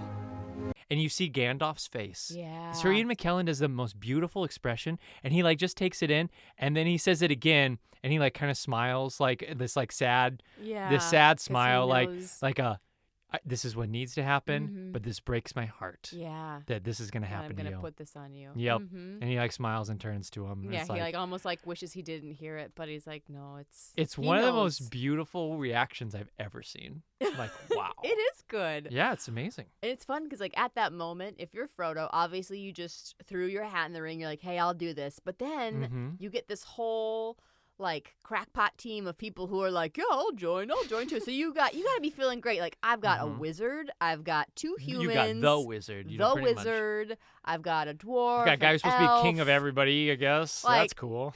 You guys are all coming with me? Oh, okay, cool. I was just going to do this solo, but this is going to be so much easier. Oh, and then my Let's- friends are gonna come too. And my friends are Sweet. gonna come. Okay, cool. Yeah. Let's keep this party going. That's like probably what he's Nicholas, you thinking. can walk on snow? That's amazing. And then, unfortunately, yeah, everyone just starts dropping out one by one. Yeah. And he realizes, like, oh no, I gotta do it by myself. Yeah, you mentioned that last night when you were watching. You were like, "Oh no, they're gonna split up the group." Like it's like I got this crackpot team, and now they're all gonna go do their own thing. Yeah. Yep. You understand why he was feeling so confident. At the Hey, beginning. I think I could probably do this. I could probably handle that. This sounds like everybody's on board, like to do this together. Like I think I could maybe just put it in my pocket. That's it. Okay. Sure, if you just want me to hold it, I guess I could do that. Oh, well, this has been an epic rehashing of Lord of the Rings. Do you have anything on your list of notes? as I'm looking through, I think the only thing, and it's very important, the last important thing I wanted to talk about were Frodo's stubby fingernails. Oh, yeah? Think about, and you can think about this next time because we'll see this in the following movies, but anytime that he's like twiddling with the ring in his hands, just look at his fingernail beds and look at how stumpy they are. He has maybe like my, I don't know, like half of a fingernail. Are you a third saying of a fingernail? He are has no you fingernail. saying okay? So he doesn't have a fingernail. Does he have chunky fingers? They look a little like childlike, but also like, but like they're just his fingernail beds. Like they're like, look at my nail. Now like take off 2/3 of that. That's what he's got. He's got like just this little white part. That's how much it's that. Weird. I know. I had to write it down. I'm glad you brought that up. This must be brought to the attention. Attention must be paid. Attention must be paid to this fact. Chubby, stumpy fingernails. Okay, I'll have to take a look at those next time. You take a look at that That's and you really let me know. You get back to me. Yeah. Well, this has been an extended edition of Summers Off podcast. We're already over 2 hours, and better wrap it up then. Hey, that's okay. That's okay. This is an epic. It is an epic. It deserves an epic amount of time. Yep. And I mean, I'll just throw out my score. We'll leave on your score, and then I have a sign off for us. Very good. But I mean, my score is 100%. What else is it gonna be, dumbasses? Like it's 100%. It's the best movie of all time, tied with the other two, and sometimes best movie of all time, tied with the other. And two sometimes tied with Count of Monte Cristo and Braveheart. Like, what are we talking about? That's true. All 100%ers. I'm not surprised. This one's 100%. I'm gonna get a little bit more minutiae in my. Oh, okay. I don't know if I use that right. I'm gonna get a little bit more persnickety. In between them, give you some variation, some gradient. What were your criticisms? Did you voice your criticisms, or will they show up in the review? I talked a little bit. Like I think this one it sets it up well, but like it just lacks. No Gollum. You didn't like that. You don't have Gollum in it, and I love Gollum scenes. Mm-hmm. And I just think it lacks a little bit of depth and heart that you're gonna get. I know you're gonna get the other two. It's almost like I have to rate this one lower because the other two are so good. Okay. It's kind of like that. I can't give them all the same, even though they're all good. Yeah. But the other two just really bring it home. Because they have the time to. This had to do so much setting up. Sure. So you just don't get the connections. True. You don't get the relationships that you have later on. Mm-hmm. So I gotcha. Okay. Yeah. I mean, that is a pretty good review if you ask me. But I'll also read you what I wrote. But that was probably pretty good. All right. The movie that started it all, Lord of the Rings Fellowship, sets up our quest and lets us know the stakes. While it's 3+ hours, we've barely begun to scratch the surface with these characters. If you give it 100%, you're a nerd. Anything lower than 80%, you're an idiot. I give it 84%. 84%. It's just under Braveheart. Ooh, Braveheart's better than this. Yes. Braveheart's better than this. Wow. Mm-hmm. Yeah. Such a romantic. I am romantic. You love it because there's there's two romances in that movie with the same guy. Yeah. It's amazing. I do love that. Yeah, you would. All right. Well, we'll sign off for now. Mm-hmm. Don't forget to rate and review, you scallywags. Yeah. Do you want to know what's next week, or do you want to do your sign-off? Well, so... Or it should be a surprise. No, let's find out what's next week. I want to know what's next week. All right. My turn at the helm next week. You are going to join me in another epic of sorts. We are going back in time as well. Also to England-ish. England adjacent. We're going to watch, I don't know what year it is, the Keira Knightley Pride and Prejudice. Oh, yes. Yes. Mr. Darcy. I see you over there, Mr. Darcy. You're doing quotes and you've never even seen it. I don't even know how you're quoting it. I've seen the Colin Firth one. Oh, hey, Mr. Darcy. Hey, can you, for our sign off, I want to tell a story. Okay. And I want you to do an impression. No. So there was a moment that I knew Rach was more than what she seemed. She seems like just this hot, sexy babe who you're like, oh, yeah, I would love to make out with that sex temptress over there. But then the moment that I knew there was more than just sex appeal to her, that I knew that there was more than a crush, was we were hanging out in a group, and somebody had made like this loud noise, this loud high-pitched scream or something. And I said, oh my God, you sound like a Nazgul. And Rach goes, and I turned to her and I said, you know what a Nazgul is? And then she looked at me and wide-eyed and knew she got caught. And she's like, nope, I don't. And I was like, liar, you know what it is. And so she knew that the Black Riders were called Nazguls. The previous kings. And that's when I knew, you're more than a sexy baby. You're a nerd girl underneath. And that's what I knew. I will spend the rest of my life trying to make her fall in love with me. Oh, that's Rach, a sweet story. In the spirit of that story. Shall I give you my Nazgul Give cry? me your Is that what you Nazgul cry. wanted? Yep, Very good. All right. absolutely. Well, see you next week.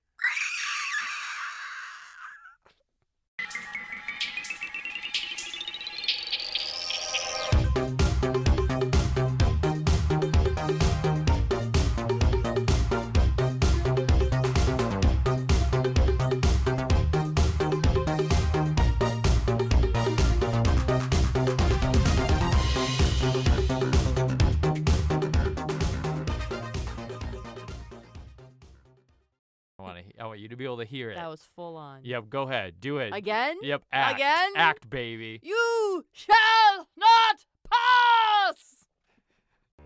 Fly, you fools!